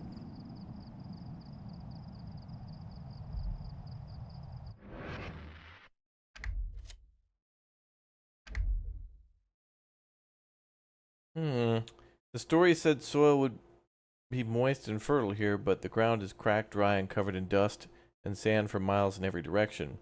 And so we barely realize that we've arrived in the old farm before we find half-ruined farmhouse itself. We're all exhausted by the journey by the time we arrive. Take some time to rest. Yeah, they might find something.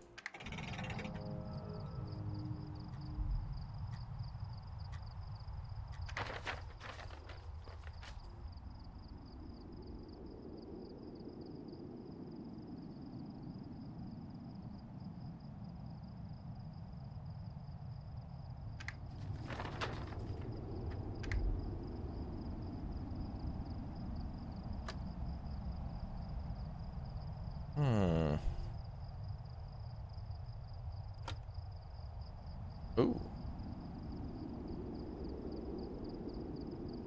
It becomes clear that almost nothing remains for us to find. The sun-bleached bones line in the grazing fields. We spend time trying our best to understand how the farm might have once been laid out. Oh, good. They're thinking. They're doing their research right now. Yo, BBX Shotter, thanks for the 2 years as a raptor egg. Thank you very much for the Big O support. Welcome back.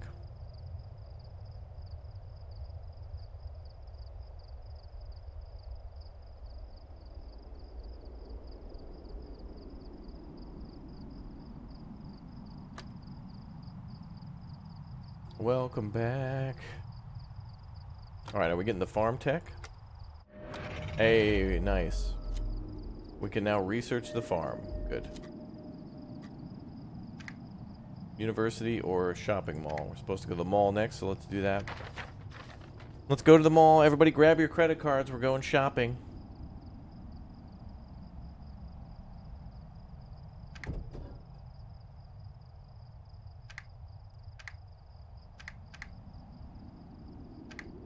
Problem is, though, is the farm's going to require water that we really don't have. Oh, we need to research it.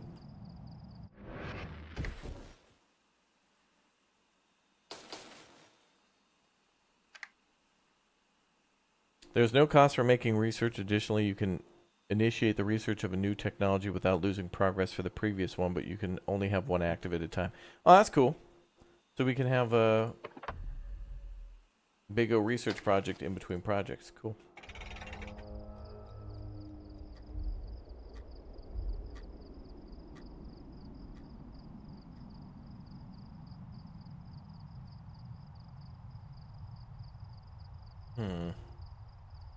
Yeah, they'll have an Orange Julius at the mall, and then that should solve our drinking problem.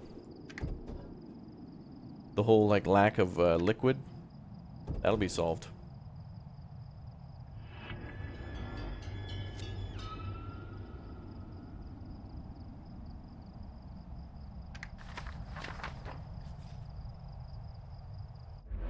Oh.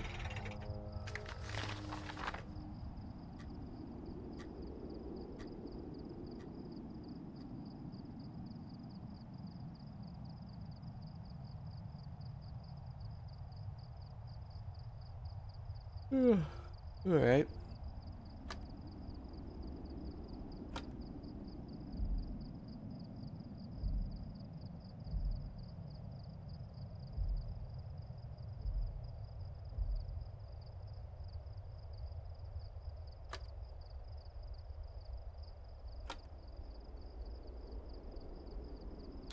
Yeah.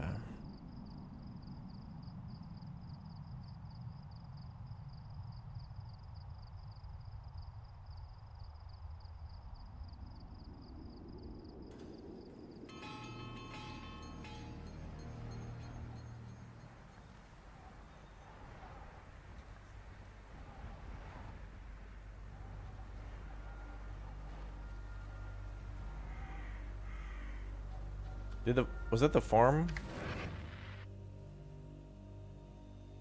Oh. Ooh, we're only 5 hours. 5% is done with that. Okay. Do I think the Sabaros survived the apocalypse? Could be. Maybe we'll find a stake escape. What do malls always have? There's got to be a Claire's. There's probably like a Yankee can. No. Wait, is Bed Bath & Beyond still a thing? Or Bath & Body Works? One of those went bankrupt. I don't know, but this mall might have it. Cinnabon, yeah, there could be a All right, that'll take care of the food.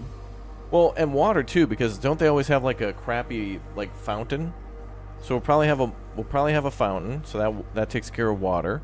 Chat thinks, yeah, Auntie Anne's pretzels, so that's food. Cinnabon, food. Maybe we can find a Bath and Body Works, you know, just for funsies. Forever 21, a Gap, yeah. Chick-fil-A at the mall? I haven't seen one of those yet.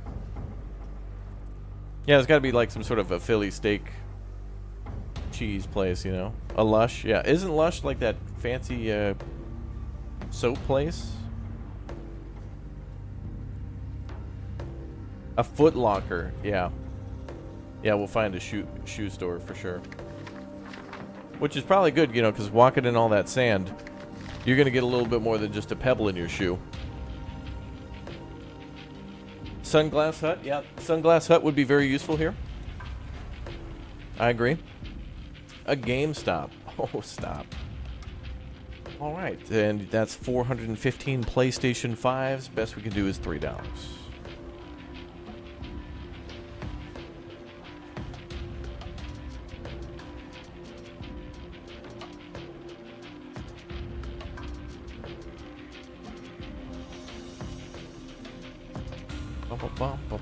A Funko Land? Those are not a thing anymore. No way. A Panda Express. Now that'd be good. Chat, a lot of our problems are going to be solved with that. Okay, farm's about halfway done. A Woolworths? Oh, come on now.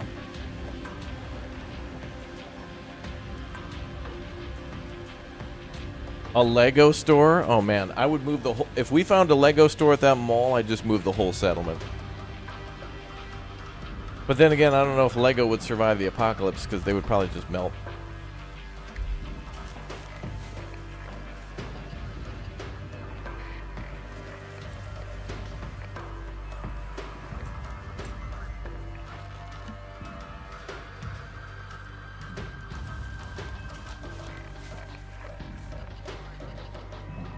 So, let's build that big old farm.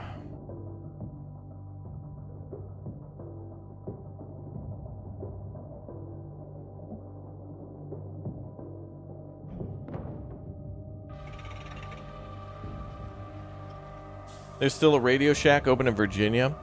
I always like it. I always find it weird when companies say, hey, we're going out of business, we're shutting down. And then you still hear about like a Sam Goody Radio Shack and a Blockbuster that are in the same strip mall. And it's like, what the hell? Is this being preserved for history? I feel that should be a rule.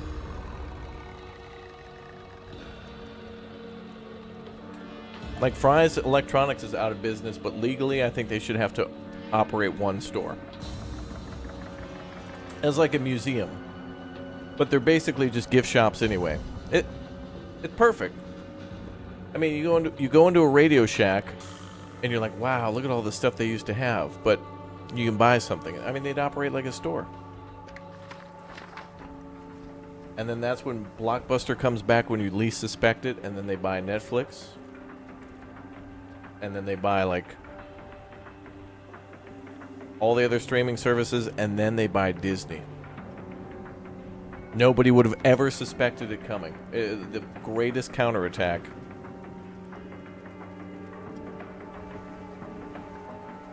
Alright, now I'm wondering, why would the mall have some sort of a renewable water source? Maybe because they have a lot of... Well, I guess the mall would need a lot of water for all the fountains and the running water for restrooms and drinking fountains and the businesses that would use water. Tower records are a thing of the past. I remember... Do you guys remember Suncoast? I don't even know what the hell that was. Like... It was like a movie store, but it was like a movie... Like, you could get movies there, but then you could buy, like, props? Oh, I remember that, Kenju. Yeah, there was, like, a 1970s Burger King discovered in, like, a mall. And everything was just, like... It's like they put up a wall to remodel, forgot the Burger King was there, and everything was preserved as if it were, like, 1979. That's great. The Stranger Things kid should have showed up there and immediately started filming. That's like preserved like a perfect thing. Yeah, I don't remember what the hell a Suncoast was trying to be. I don't remember. All right, let's see. Shopping mall. Money was central to the society of the old world instead of food, water, or other necessities. Even just before the end, places like this were nearly bursting with people who wanted to exchange that money for useless luxuries. Now these vast complexes are dead and abandoned, only relics of a distant past. Do we set up camp in the mall, or... Yeah, let's set up camp. I feel like the longer they're there, the more likely they are to discover extra stuff.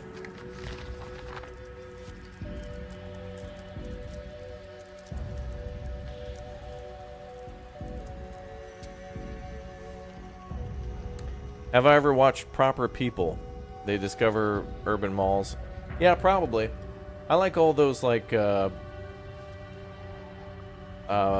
is it called? Bright Sun Films or whatever, like series like Bankrupt, or, you know, like, there was like a video on like the last Toys R Us that was in Times Square for like 10 years or 20 years or something like that.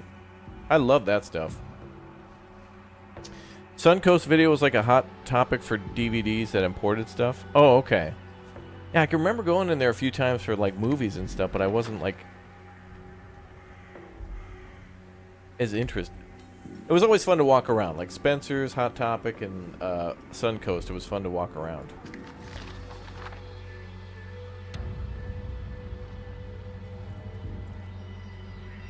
And I remember what was it? Popular Mechanics or Discovery or somebody had a store. The hell? Who the hell had there was a store in the mall that you could buy like little experiment kits and stuff with. Like, it was like educational stuff for kids. But there was also some cool stuff. That'd be the store where they sold all the laser pens and stuff.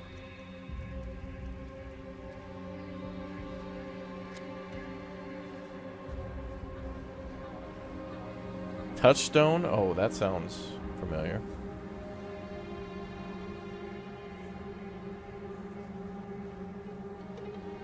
Yeah, Discovery had a store too, yeah.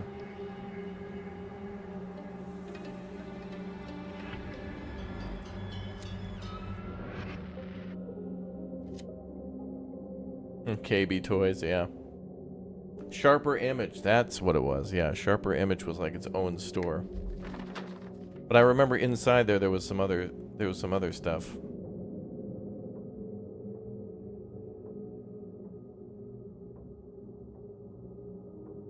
Oh, what?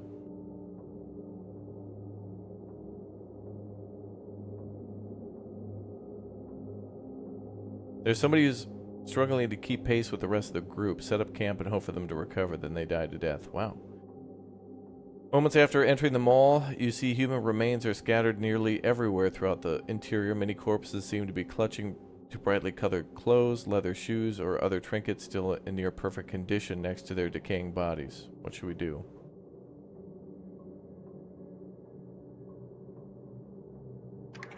Alright, we'll search for anything. I think I remember doing that one before. I think if you, like... if you don't rest, then... I think something worse happens. Or maybe they survive, I don't know. That's fine. People are going to die at random in this game, you know how it goes.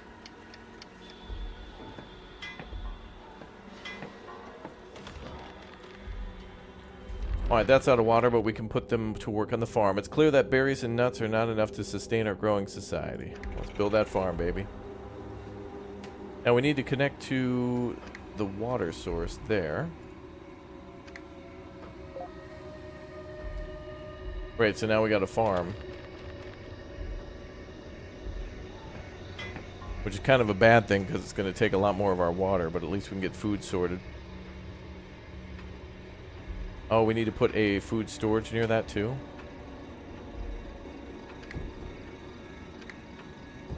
Okay. What's up, Crockett's boss? Thank you, Mike. We'll be playing this game a lot more, by the way, Mike, so you and the team are always welcome to come say hello. We'll probably play it again, I think, tomorrow, and then we'll be playing it before it comes out on the 20th. A lot more. Alright, we're going to connect these. Can you pre-connect? Oh, you can. Nice. We can connect before a building's done constructing. Ooh, we come upon a small kiosk near the end of the search that has many stacks of old cups and bottles on the shelves. Pipes connected to taps somewhere underground, and though they have since run dry, it's clear what function they served. We spent some time studying the mall's water distribution system. Ah-ha-ha. Now we're learning. Big brain emote.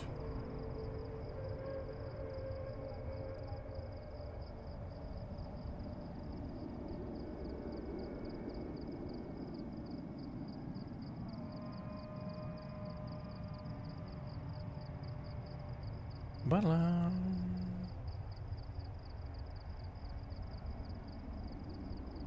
Alright, almost done.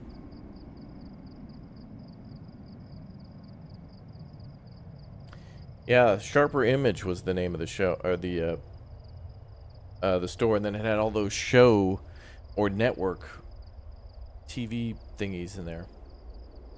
Like National Geographic and like Discovery had a shelf and stuff. Oh, yeah. The summer sausage, you can get it. Yeah, every winter, every late fall and early winter, and then especially around Christmas time. Yeah. Just like endless amounts of summer sausage and like Wisconsin cheese, and then roasted almonds everywhere inside those malls. Crazy. Crazy. All right, rationing complete. Good. We found a way to reduce water consumption. Science Museum. Are they low on water? What's our team got? Ooh, they got a little bit of food left. 3 days of water and no food.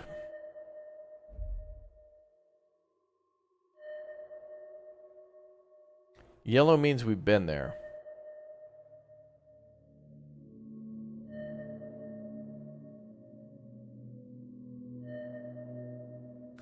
Let's do Science Museum. They could have a food court. I don't know. I don't know. I want to really risk lives.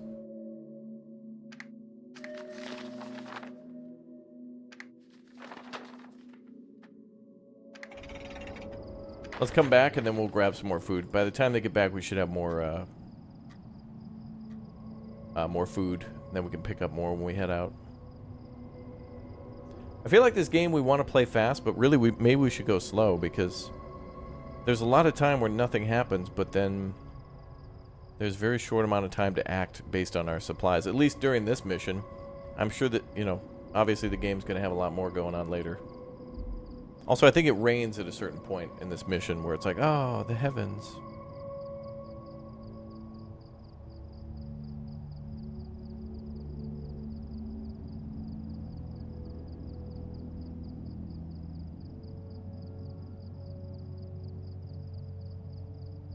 Hillshire Farms, yeah.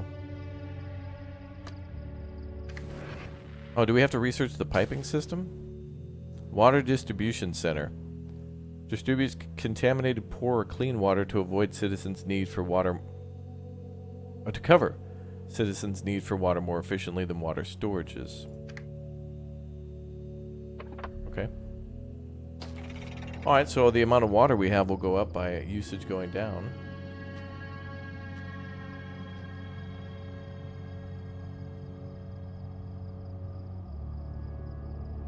So 120 water will turn into 120 food. You will receive 1,440 food in 11 hours. Wow, okay.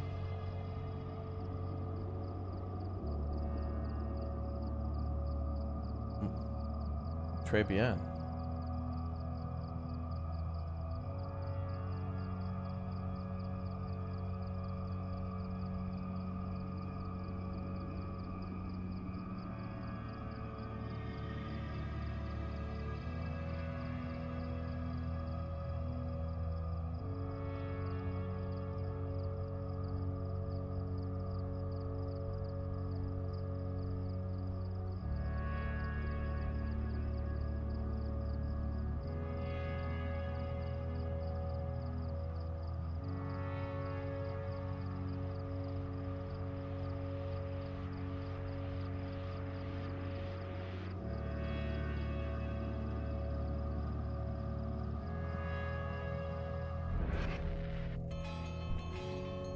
Rain. Just when we think we're at the end of our rope, thin gray clouds gather over the settlement.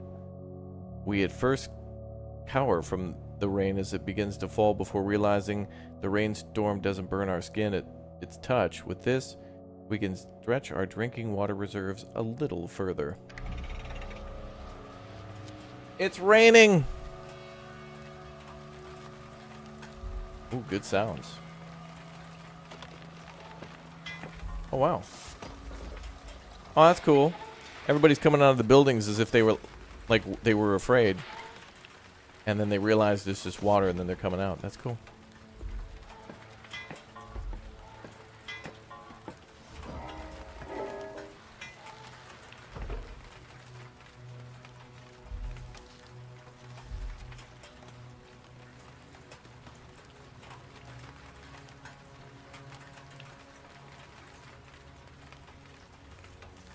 That's going to be rare.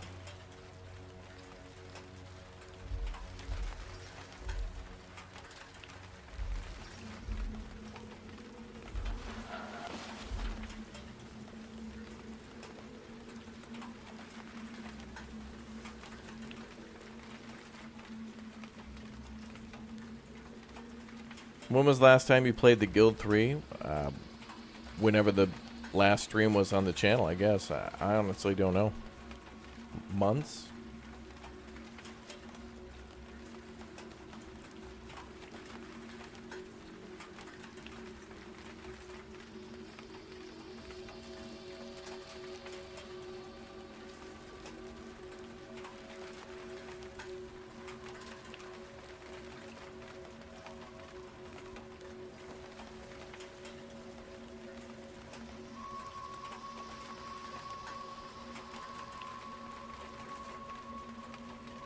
What's the new Stronghold game? There should be a link pinned up to the top of the chat there. It should bring you right to the new video. Big O video.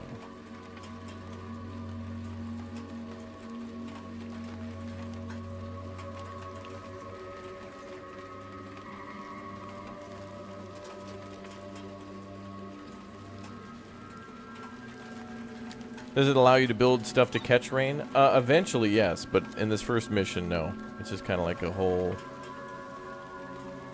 miracle section.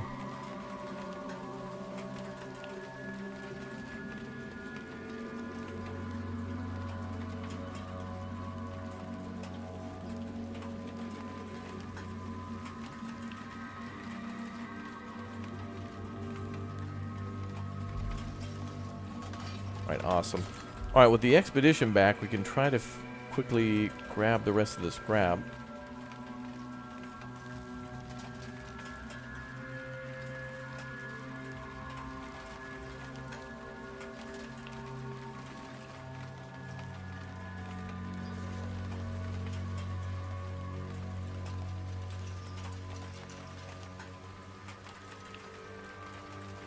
Exclamation point game.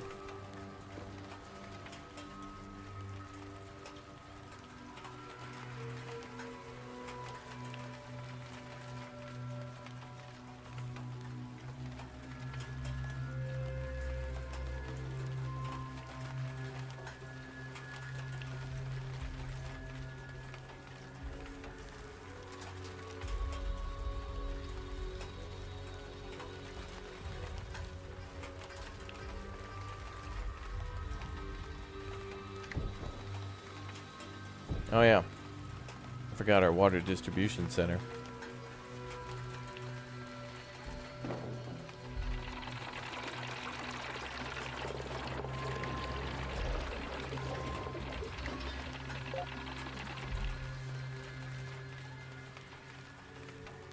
Okay, so that should reduce our water usage.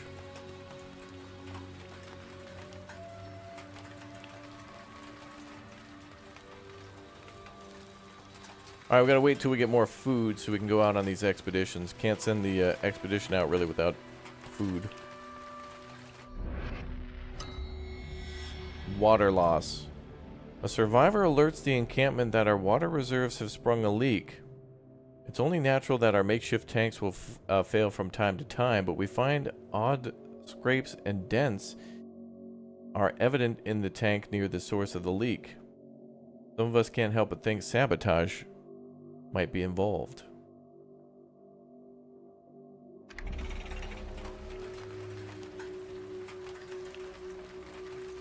Bears.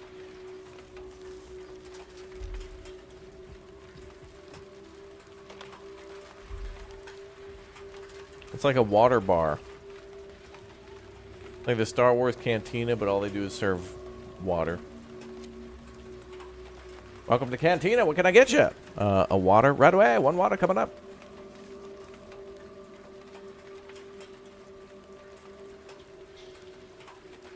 Yeah, bear sabotage.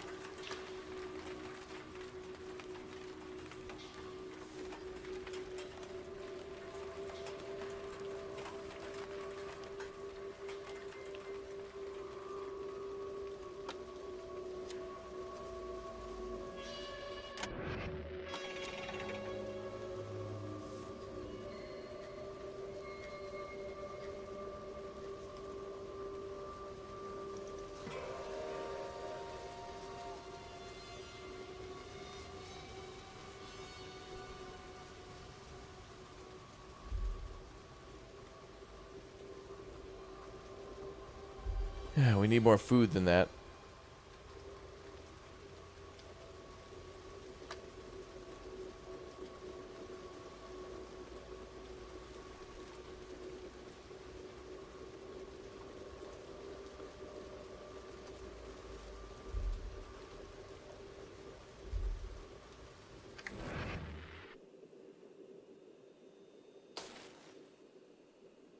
Should do some more research here.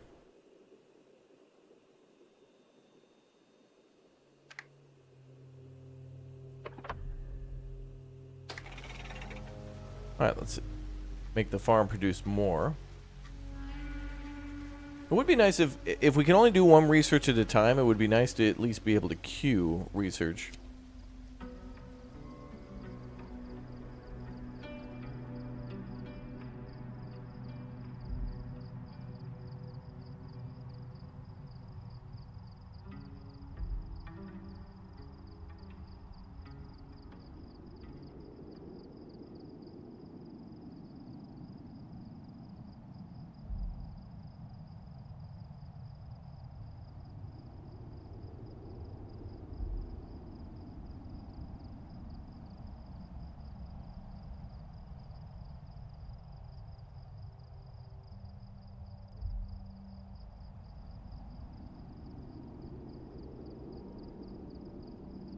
Wait. Oh, the farm doesn't work until daytime? That's interesting.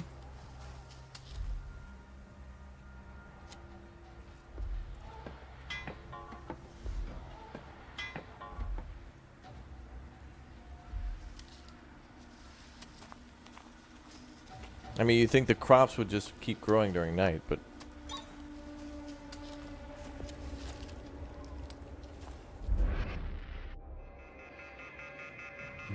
Bandit Scout. How was that? The disconnect sound effect from the telephone? As we toil away, a citizen reports seeing an armed wastelander prowling the outskirts of our camp. We managed to chase him off, but anxiety and doubt still spread among us. Among us? Uh-oh. This pleases me. No, wait. I mean this one. Regarding the new potential threat to burden our already overburdened lives.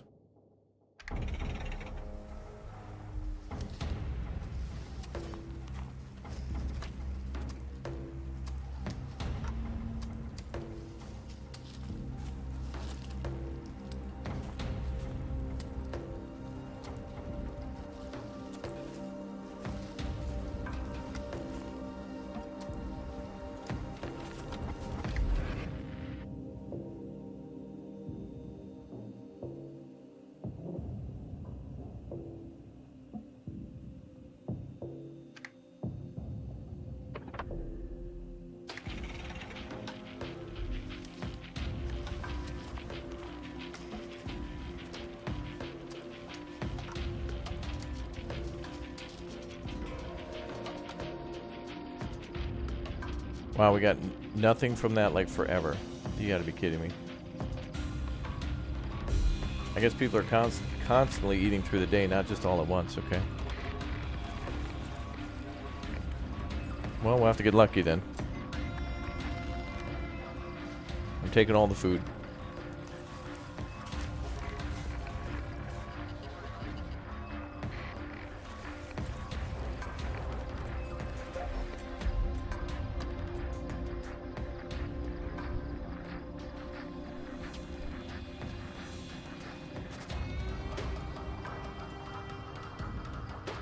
We're gonna have to go.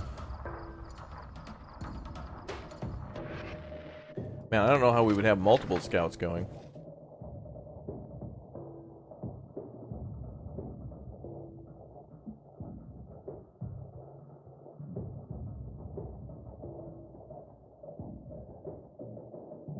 I'm gonna go to the amusement park.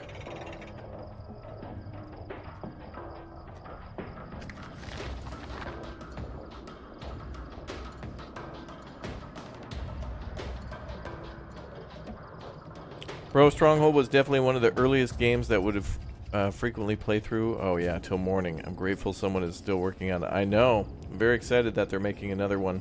Well, you know, they're remaking the original again, but then they're adding like 14 new missions. Like they're doubling the size of the game. So it's like a remaster, remake, expansion? I don't know.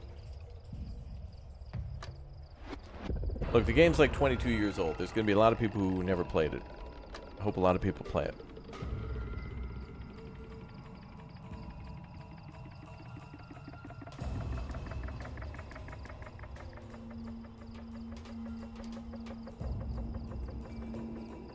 And I'll probably be in as a playable lord. Who knows? I don't know.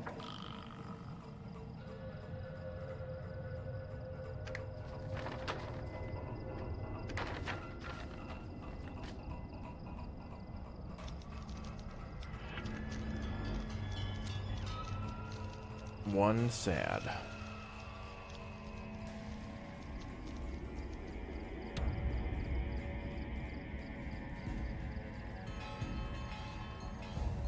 Yeah, the farm doesn't work at night because nobody's there. Which I guess makes sense because the farm is like constantly producing food. It's not like a season-based thing, so.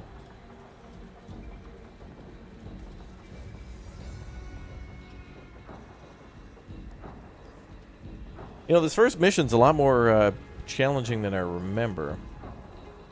They've certainly added some stuff here and tinkered around with it. Ooh. Is that a food truck? Oh, we could have found food. That looks like a food truck. No one knows what purpose this place held in the old world. Tall towers of wood and steel hold up tracks that lead nowhere. Statues of animals stand frozen on strange platforms. It was clearly once bright and colorful, but now all the colors have been faded almost beyond recognition. Before we reach the ruin of the old amusement park, the wind picks up and the cloud grows. Before long, there's a solid wall of dark brown coming towards us. We know what this means. The dust storm will soon be upon us. Wait, what happened to our scrap? Didn't I give them scrap?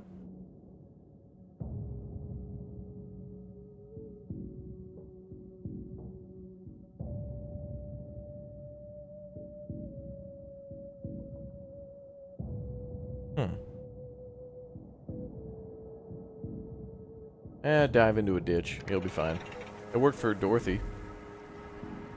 She just stayed inside. That's fine. I was pretty sure we brought scrap for them. I thought I gave them like $250.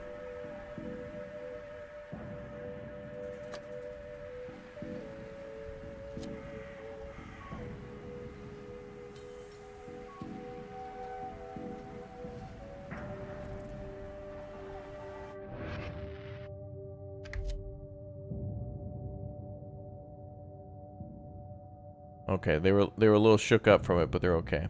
All right, they survived. All right, we reached the amusement park and quick to notice some strange graffiti on many of the still standing structures. Turned back our land are squirreled everywhere. We can't hear the sound of harsh voice. We can even hear that sound of harsh voices coming from deeper within. Get ready for a fight.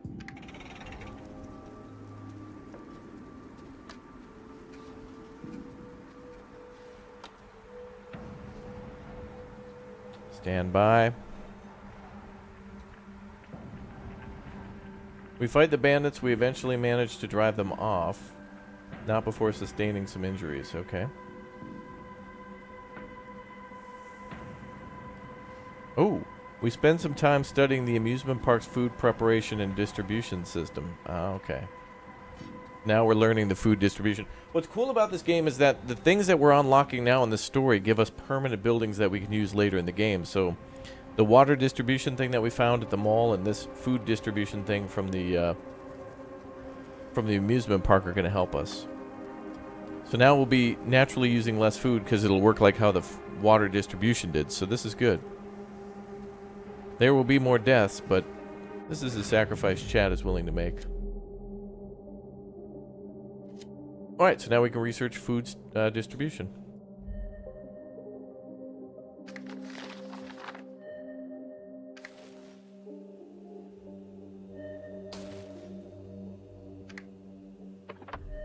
Good.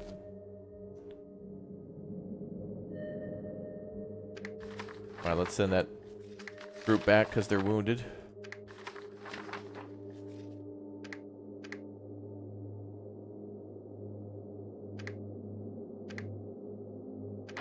Wait, I think they're already coming home?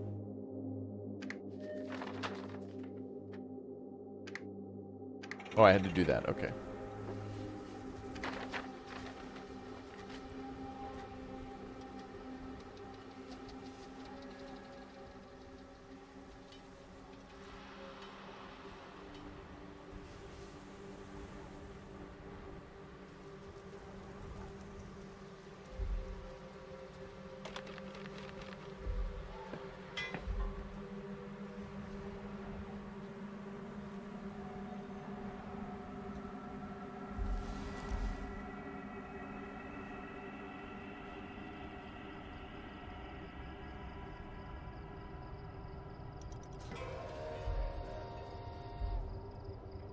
Man, we need some sort of way to get more water. I hope it rains again. I don't know about that.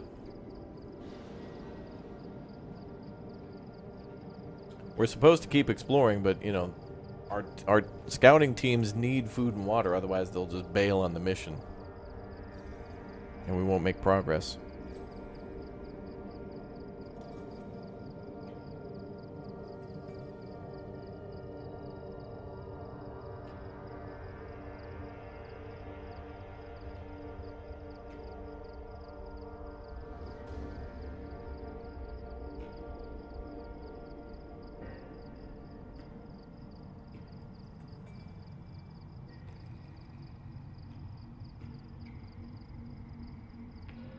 Yeah, you're right. The log flume should have had plenty of water. I make the best damn log flumes in both Parkitect and Planet Coaster, period. Uthris can't even come close. I'm just too good.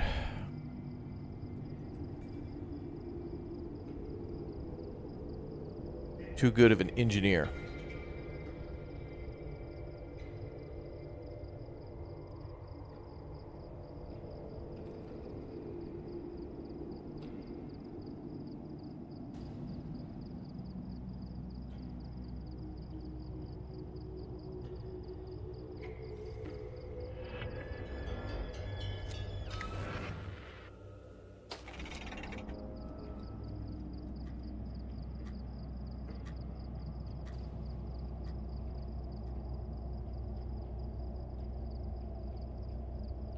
Okay.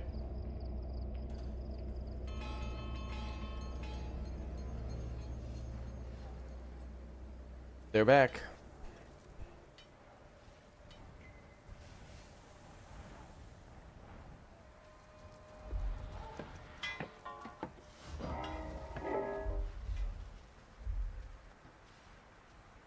All right, so now the food distribution center has to be built.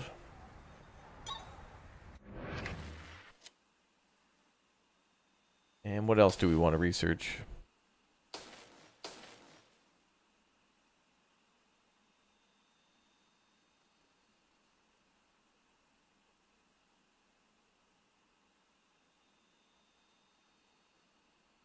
Let's make the water extractor more efficient.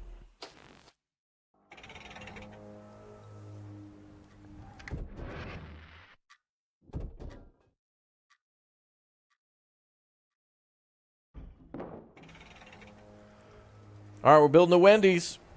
We're going to build a Wendy's next to the warehouse that gets all its stuff from the farm. Cool.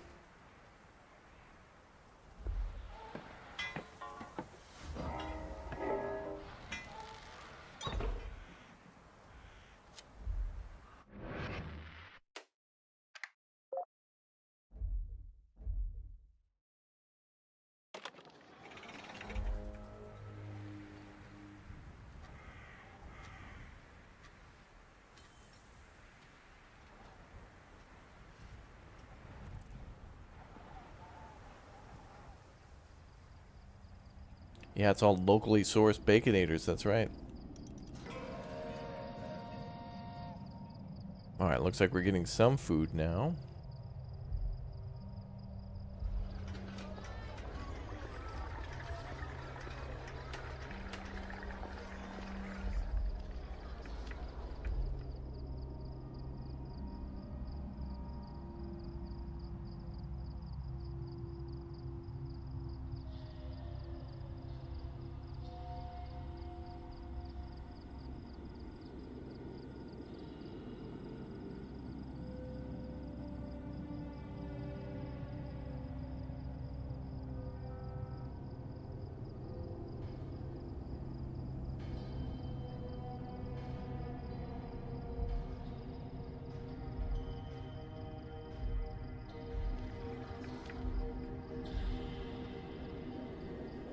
Okay, we gotta get through this night.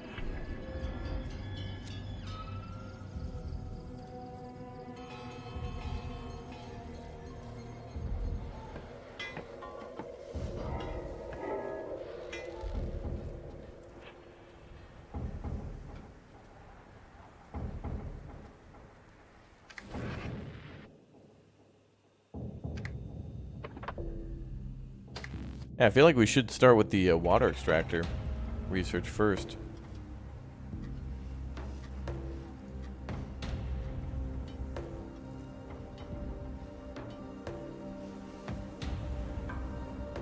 Although all we're doing is using this source faster.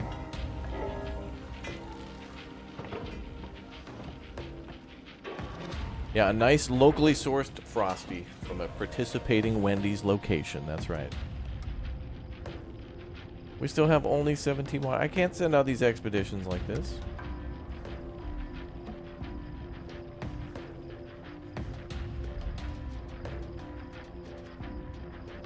Food is going up though.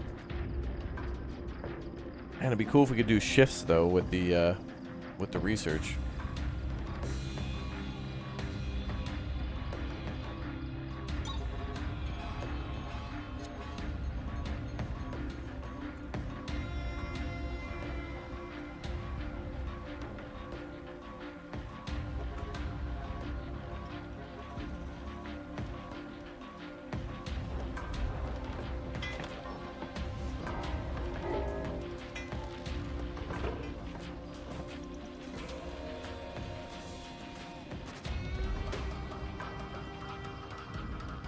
Reduce the water at the farm? I can't control that, I don't think.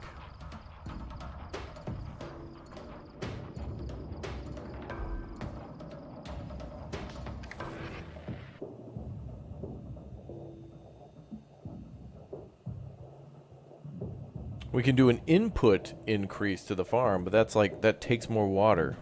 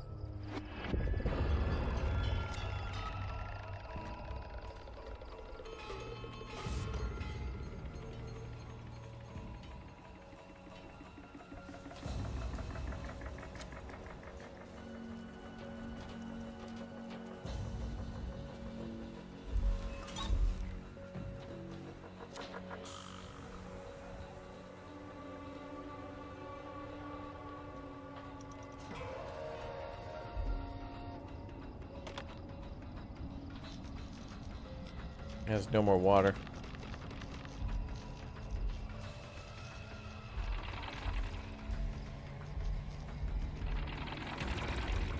Maybe it'll rain. At this point, we gotta just start sending out parties with just no food and water.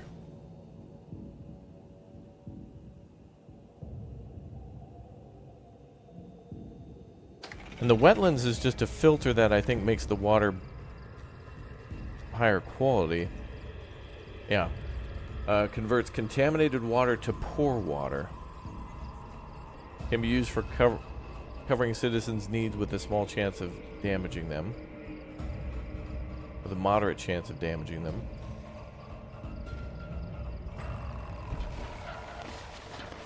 I don't think it's a higher quality water though for like farming. I think you can do that just with poor water. But you can't do it with salty water.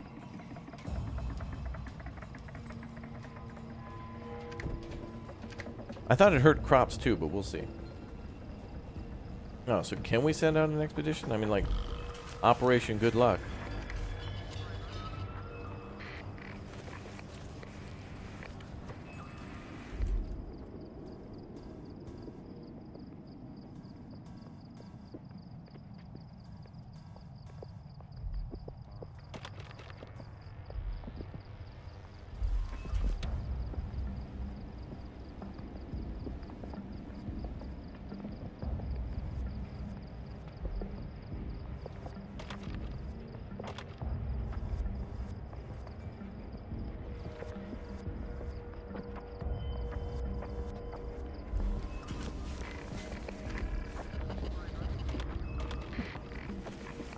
Yeah, we can manage to get 4.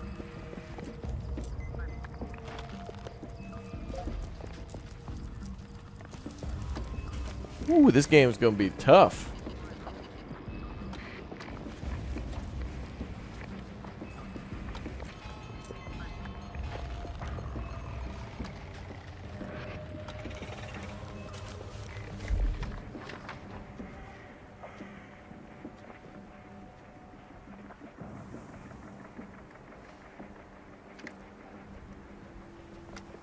All right, let's go to the Science Museum.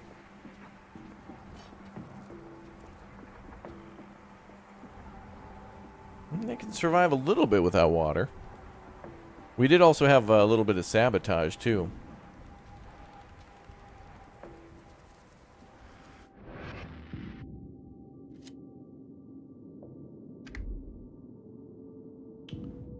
Alright, we're at the Science Museum.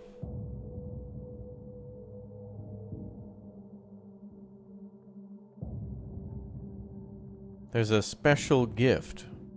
I think that explodes if we open it. We're going to leave that alone.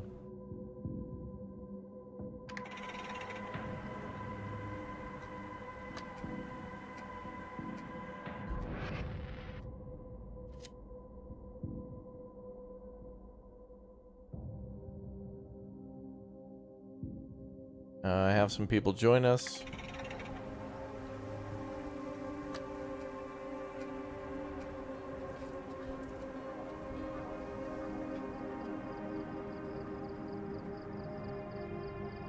Ah, the Worka Tower. This is how we're going to get water. That's it. Collects contaminated water from the surrounding area during night hours. Okay.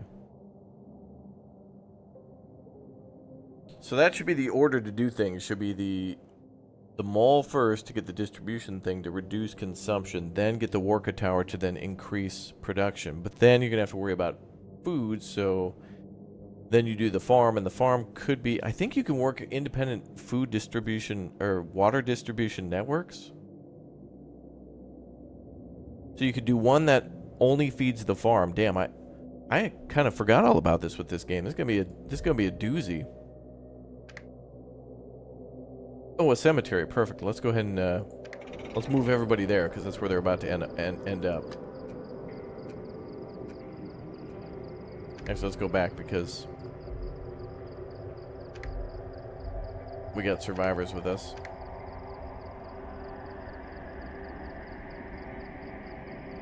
Oh, that's fine. But the Worka Tower we can't even research until daytime.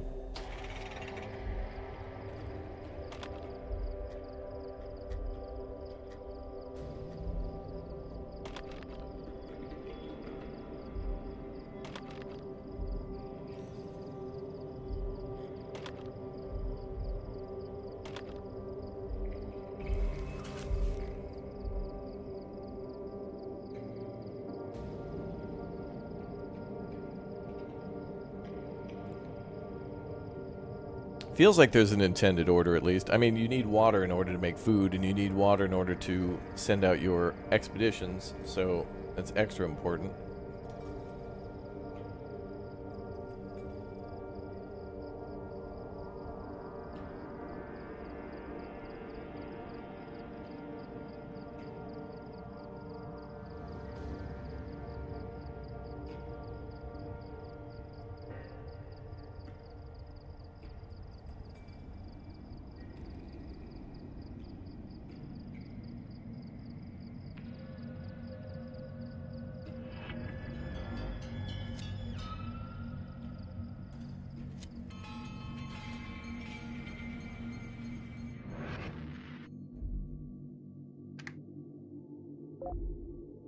Oh yeah, there ain't no way.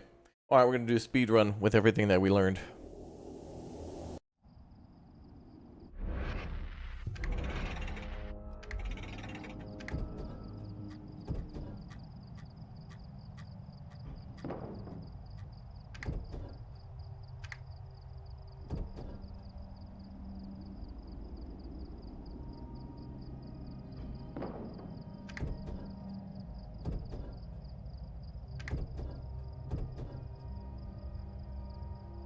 Gonna build one here for the future farm.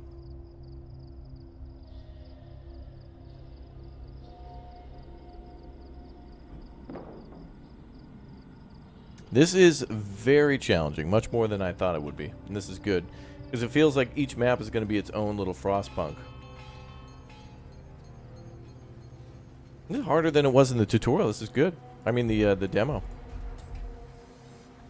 I like. Yeah, knowing is half the battle. That is true. I mean, if you don't know, you don't know. And this is the release version of the game too, so this is kind of as intended.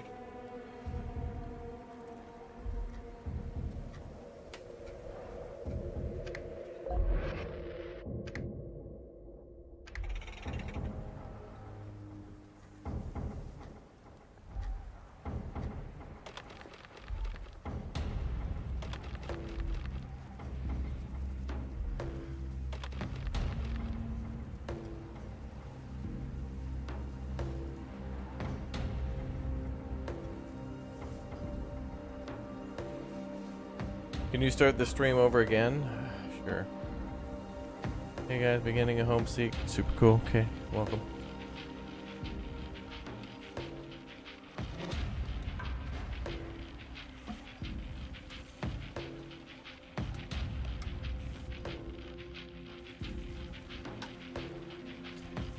Alright. We just need more food. And that's done.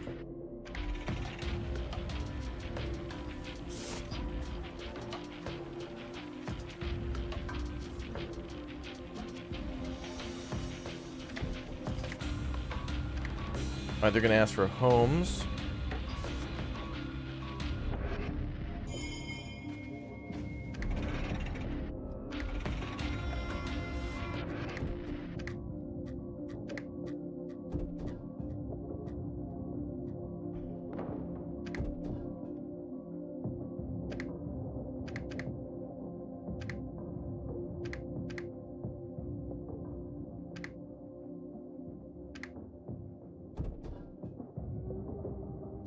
Wait. I'm going to start with a research center and immediately start going down the water route.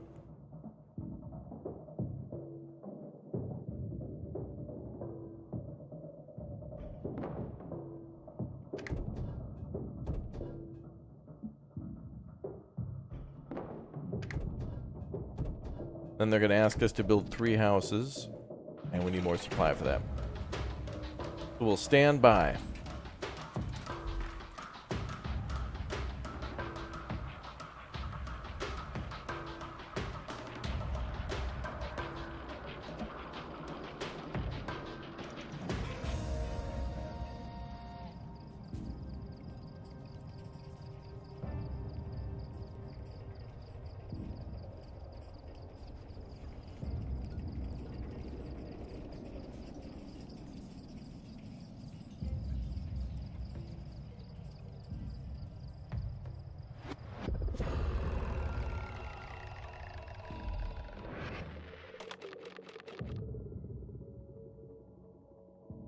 I can't research anything at night, though.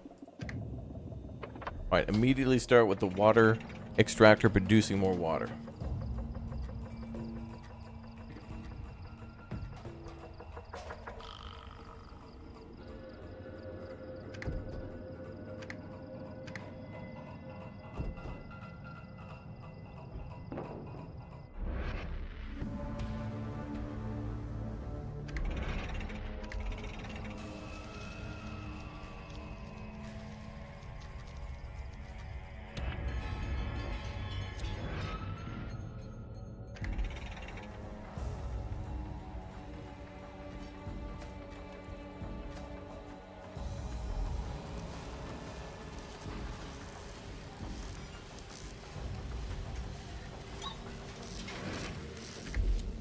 Okay, now let's research the medical center.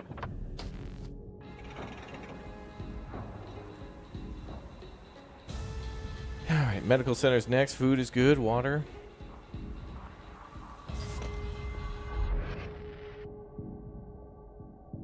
Water seems good.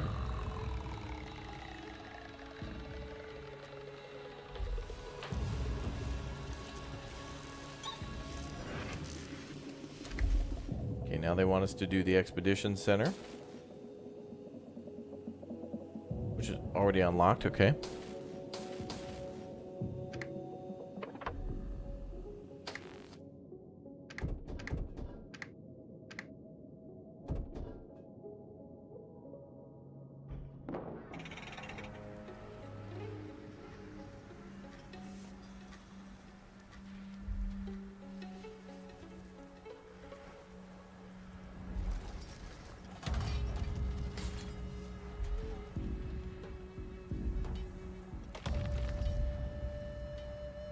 Good, good.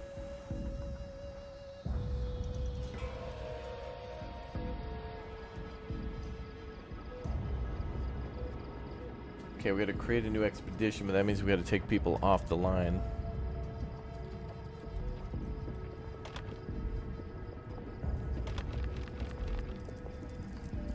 I'm gonna do a max expedition to the Mudlands. Oh, but we got to do this first. You glad you caught a live stream? Good, welcome aboard. I like this game. It's going to be... I do appreciate how it's not just kind of a post-apocalyptic city builder, but it feels more like Frostpunk with also different maps where we're going to have to leave and go to different parts of the world. So it certainly feels more like that than it does like Surviving the Aftermath or End Zone, where you're building like a massive settlement. Like the whole point of this is to eventually leave this area.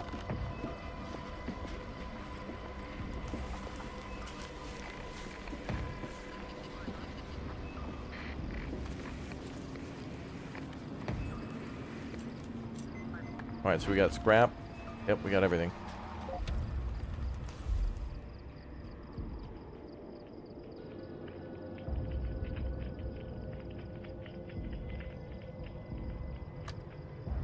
Oh, we researched the medical center.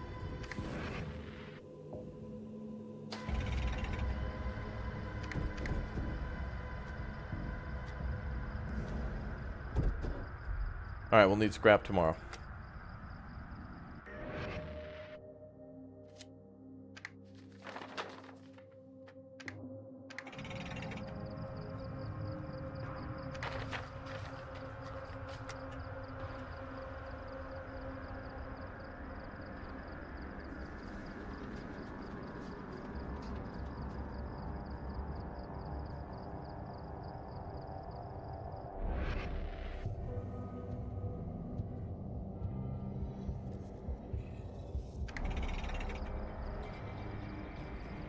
Okay, we're supposed to take on more people.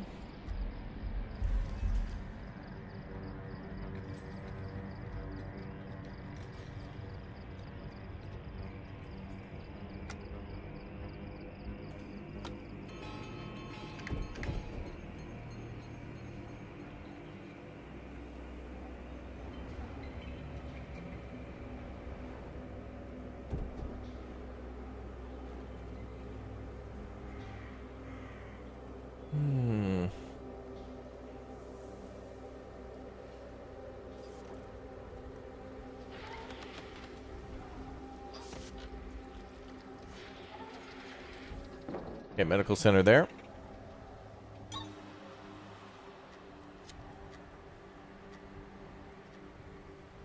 Here we have new research unlocked.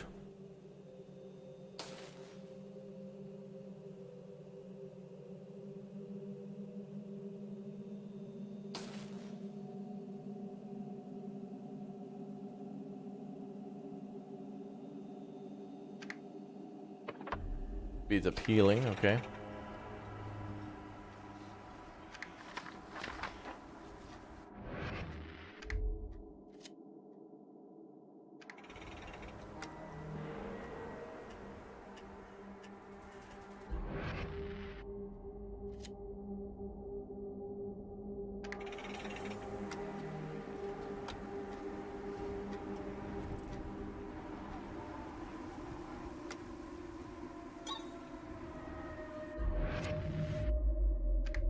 Okay. We have to go to the campus next, I think, to unlock more.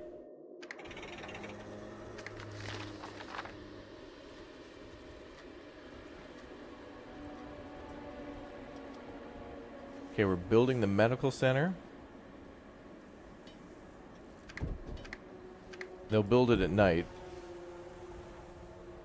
It's amazing, like, once you know what to do and where to go and what might challenge you, you can build things a little differently. This is going to be a pretty good challenge. I do appreciate the difficulty. The storm bears down.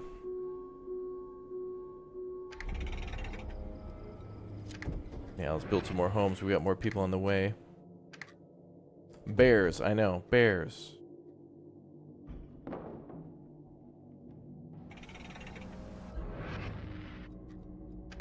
Okay, good. Another job done.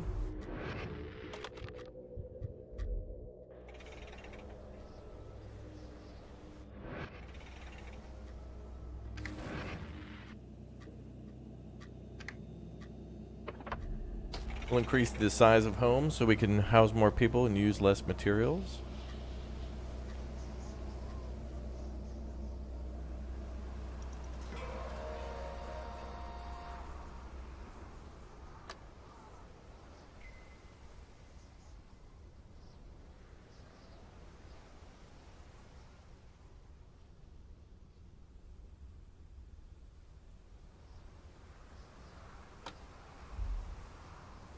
Okay, we're gonna need food.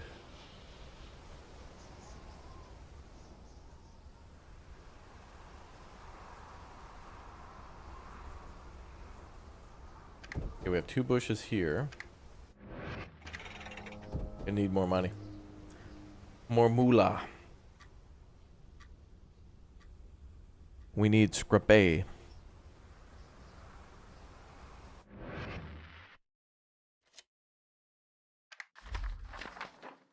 Okay, they arrived at the campus.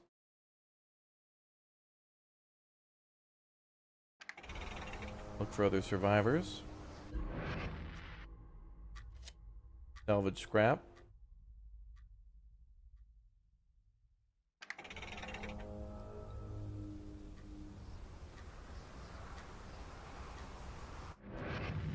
And we unlock the community center. That's where we apply laws, or the community centers.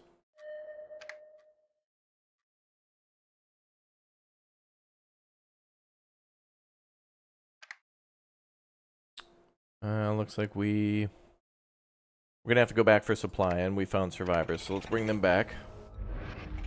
Yes, indeed, bears beat Battlestar Galactica. Sure does.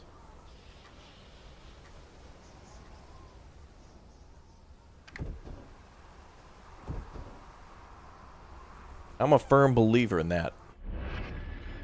I know the dangers.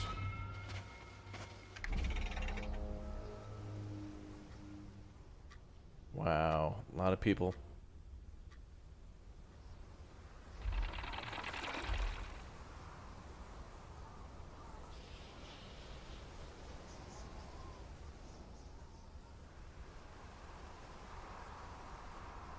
Yeah, I wonder what the community center will give us for laws. Like, is it anything worthwhile? Well, we'd have to research it first. Or do we?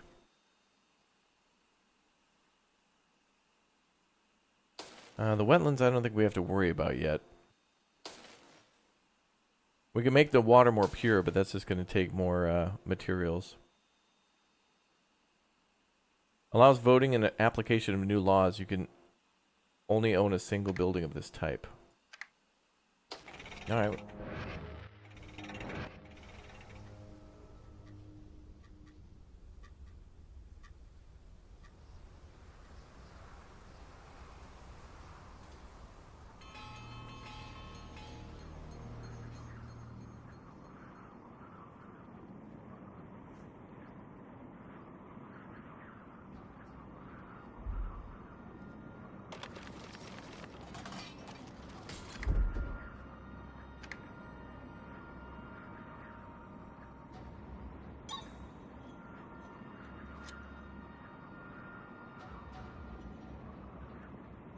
Bum, bum.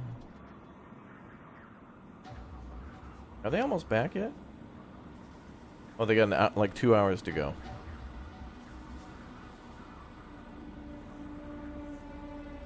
There we go. Now they're back.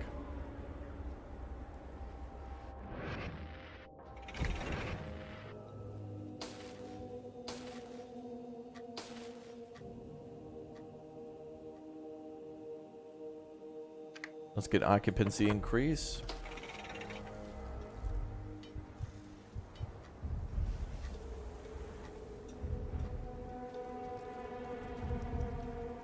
We got people who are hungry or thirsty. We got to build that food distribution center now. What I've been meaning to build. Or the food storage.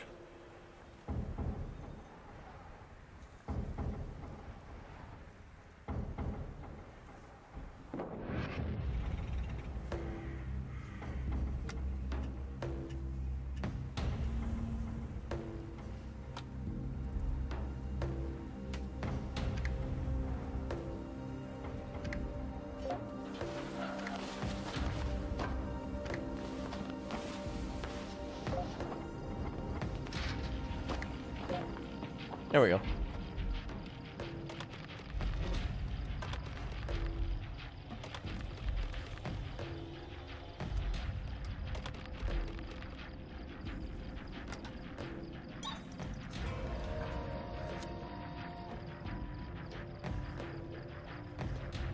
Okay, we might need to build another house. Despite us improving the houses, we still need more.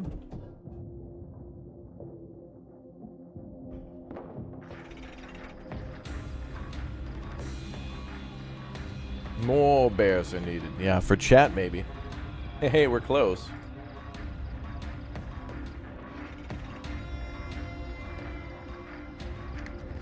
Alright, so I think we gotta go to the wetland, or the old farm, then we can go to the mall. That can cut down the water usage. Oh, and then we want to go to the science museum because that has the thing that lets us get free water at night.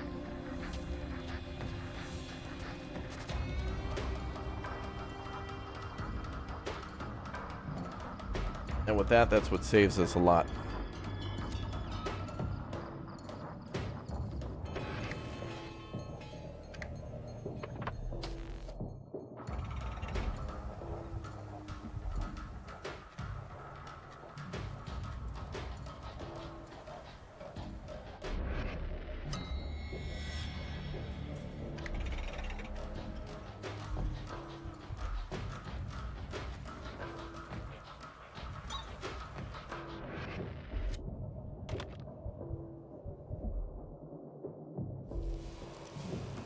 Alright, we're adding more people to the medical center so we can get people healed right away.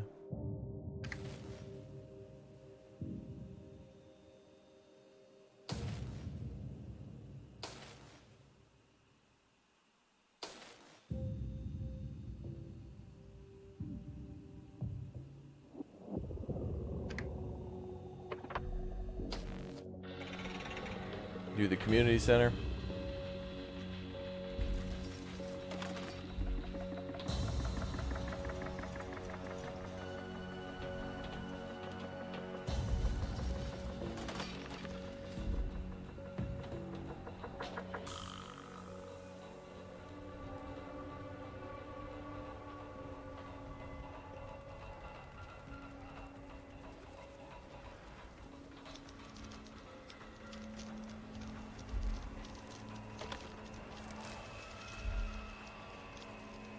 Okay, expedition to the farm.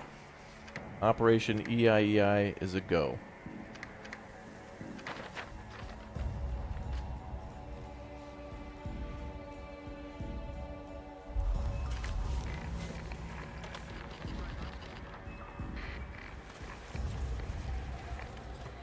Now we need a little bit more than that. We're gonna go to a couple of places, so maybe we should bring 600. Oh, we can carry a lot. Let's do 750.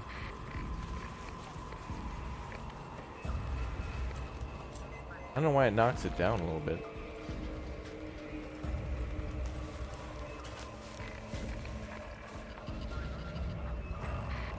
Like I'll type in 500, and then it types in 960. Like that's not what I type. 500, and then changes it to 40. I don't know.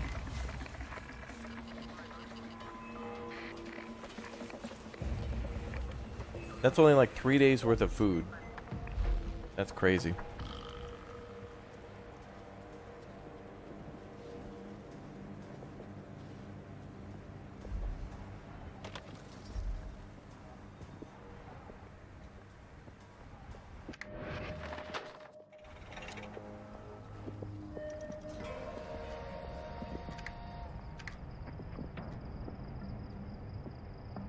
Be cool as if they moved at night, they would, you know, under the cover of darkness, they would then use less water.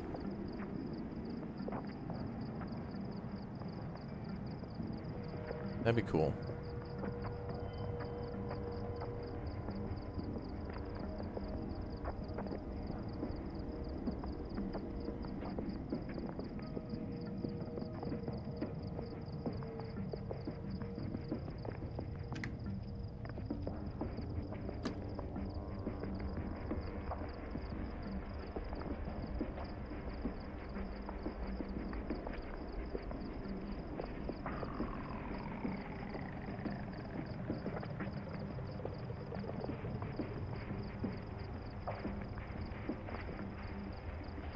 I don't even see them going there. There they go. That took forever.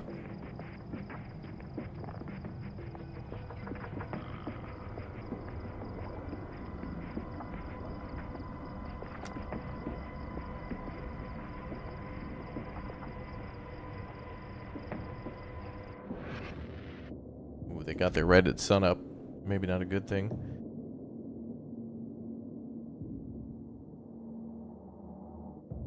Double rations. Don't want to lose nobody. Now, if we take a rest in the farmhouse... Yeah, that's what we want. We want to be able to look around the farmhouse to get the plans for the thing. For the actual farm.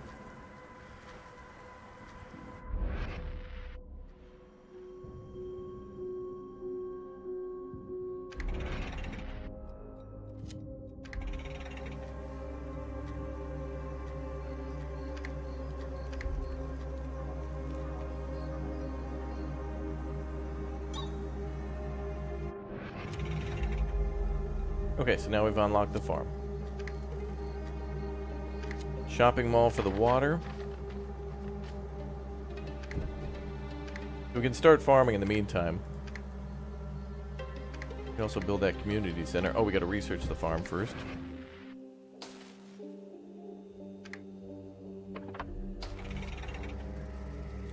Good.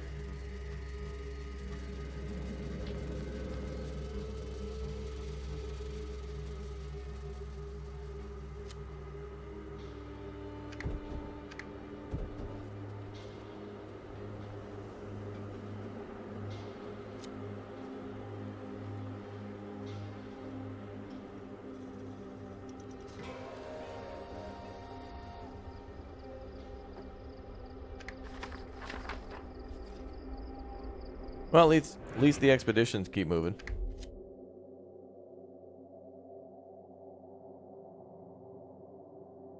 Okay, this is the one where...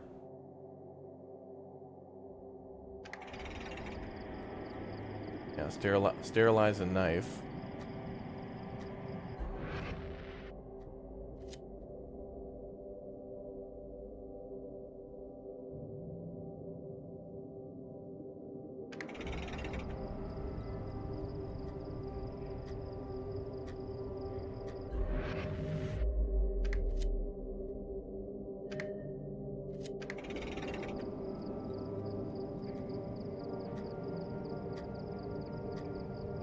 Alright, that way it's going to save us. We'll be able to get water at night.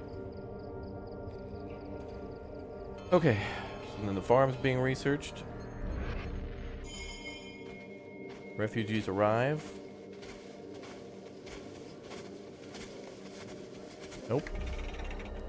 Game's too mean for that. We gotta be mean too. Alright, let's research efficiency. Gotta be tough. Like Judge Judy out here. I gotta be Judge Judy and executioner. Gotta be tough. We're at the mall. This is a food court of justice, damn it. We gotta be tough. Alright, don't open the box.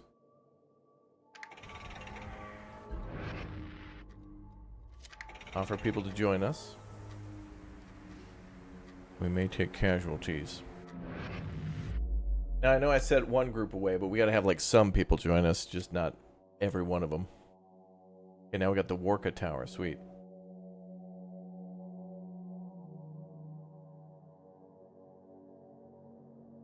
Group has about a day of food and water remaining.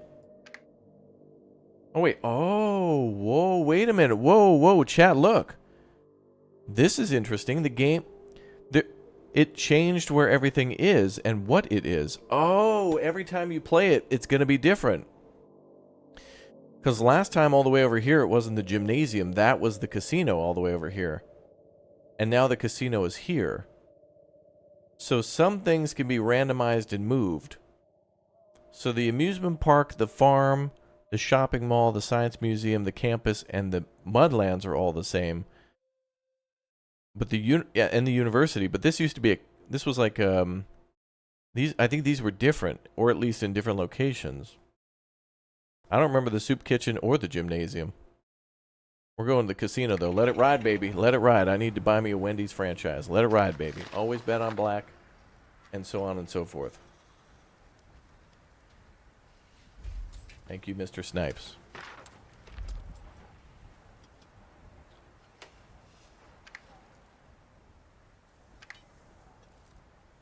Oh, I need water storage to connect the two.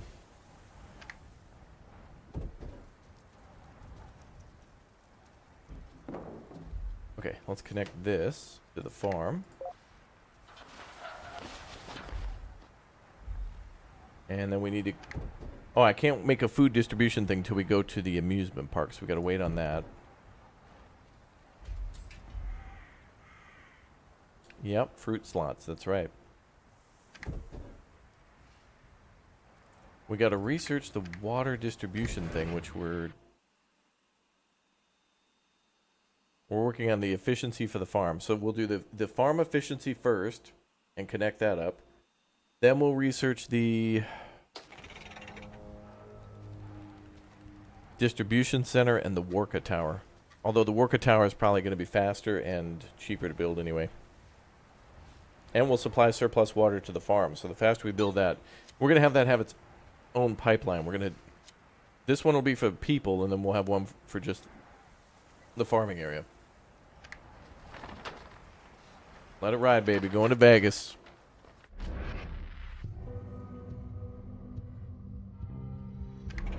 Wells are not depleted. We're fine. We got a ways to go before that. Well is depleted. Never mind. They were right. Okay, let's research the... Let me do the Worka Tower first.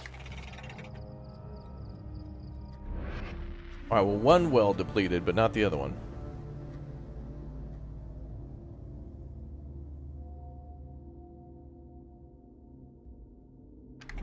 We're not increasing rations.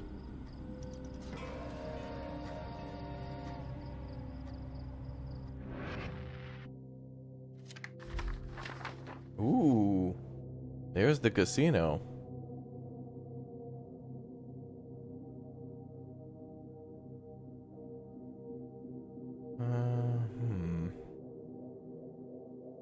Smash the glass and grab it all.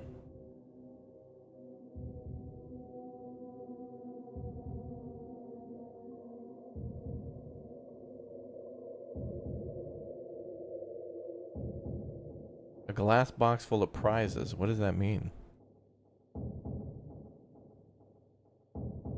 Sure.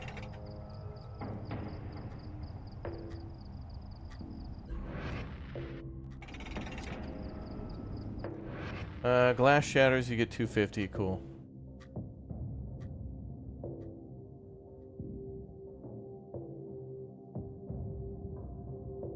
We run upstairs and take shelter in the bar area. We're pinned down. They tell us to surrender. It sounds like there's at least 20, and they are armed.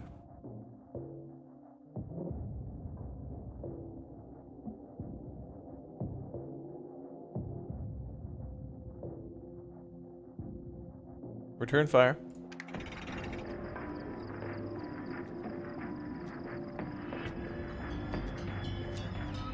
That's fine.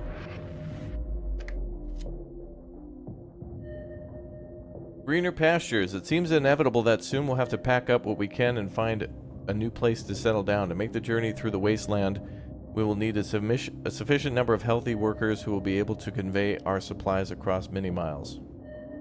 Find a new location to settle to, have 12 citizens that are not depressed or exhausted, and then we win. Alright, we don't want to leave this area yet either, because so if we do that it'll be victory, but the sooner we leave, the less research we can do for other areas, so it might be beneficial to stay, but eventually we're going to run out. It looks like a couple of the people died to death, but that thins it out so they can make it back alive. Cool. Well, they are bringing survivors back anyway, so it's fine. They have 3 days of food to... Well, maybe we should keep going. The mountain pass, 7 hours. You know what? We're going up there. That's going to be our way out of here. That's how we win. That's for the big dub over there.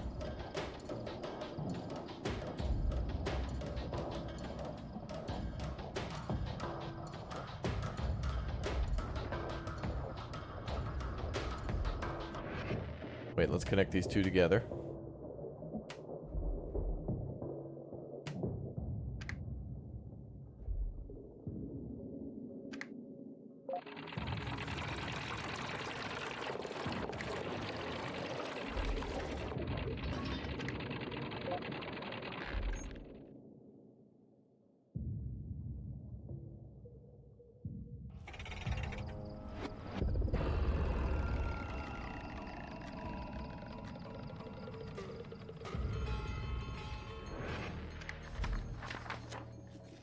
The mountain pass. There we go. That's our way out.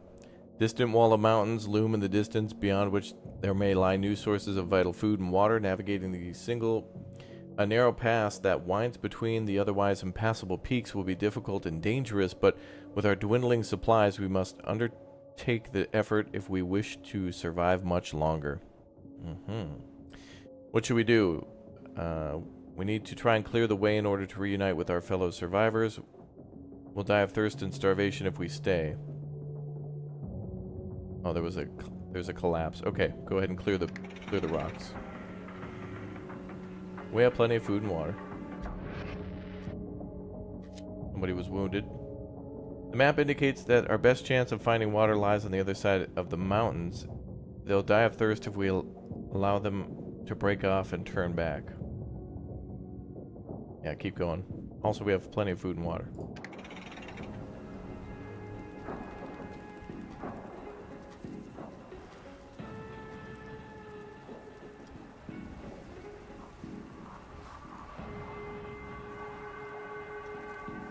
Like they turn back regardless. No, damn it, I'm not. No! World outside. Damn it, no! Is unforgiving. I won, damn it, no! The constant mercy of the elements. No! We barely scrape by. Our stomachs groan. Our mouths are parched. And each day feels like it could be our last. And yet, despite these trials, we've persisted. The uncertainty of our existence is daunting. While we continue to draw breath, hope remains. Day by day, our will to survive grows stronger. Some of us are even beginning to believe we just might make it.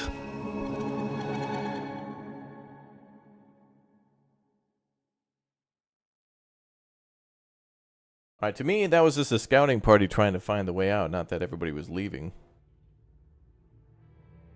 But apparently we can continue here. Overall performance, 48%. Wow, it only took me a week, though. That was like speedrun mode. That was awesome. Laws voted, 0. Laws found, 0. Technologies. Oh, we actually researched a lot. There's still a lot of stuff out there, though. I don't want to leave. We shouldn't leave. Ah. Okay, I shouldn't have even gone there with the scouting party, but we could probably reload the save. Regardless, we get to chapter 2.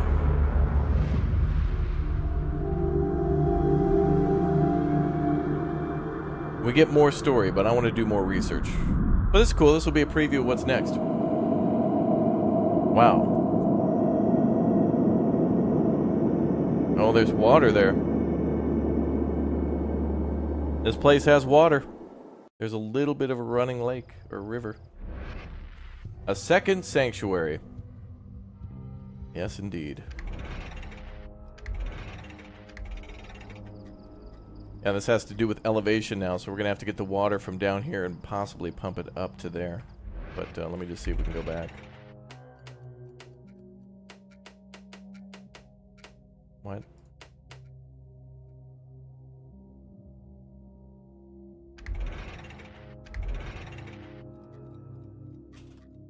There's no autosave? Uh-oh. But let's see if it keeps all of our... Yeah, all the stuff from the previous area is unlocked. That's cool.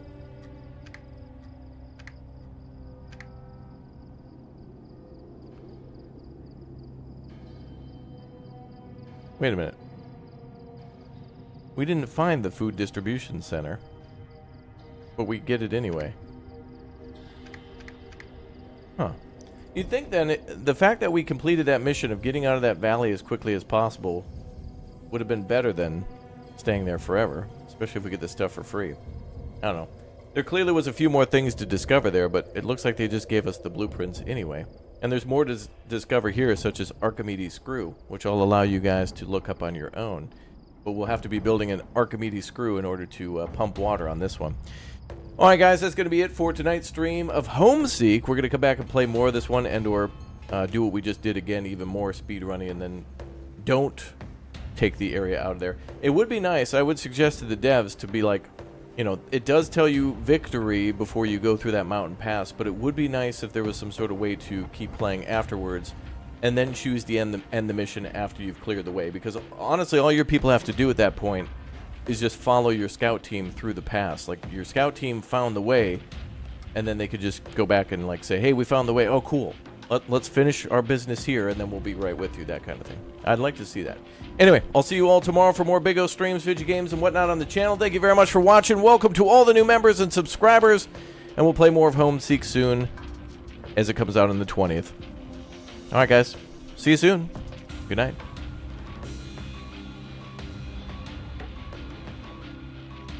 Alright guys, we're going to go troll Lumberjack Samurai, so go over to his channel and tell him that he's got no sound. He won't fall for it, but just go spam no sound as we raid his channel.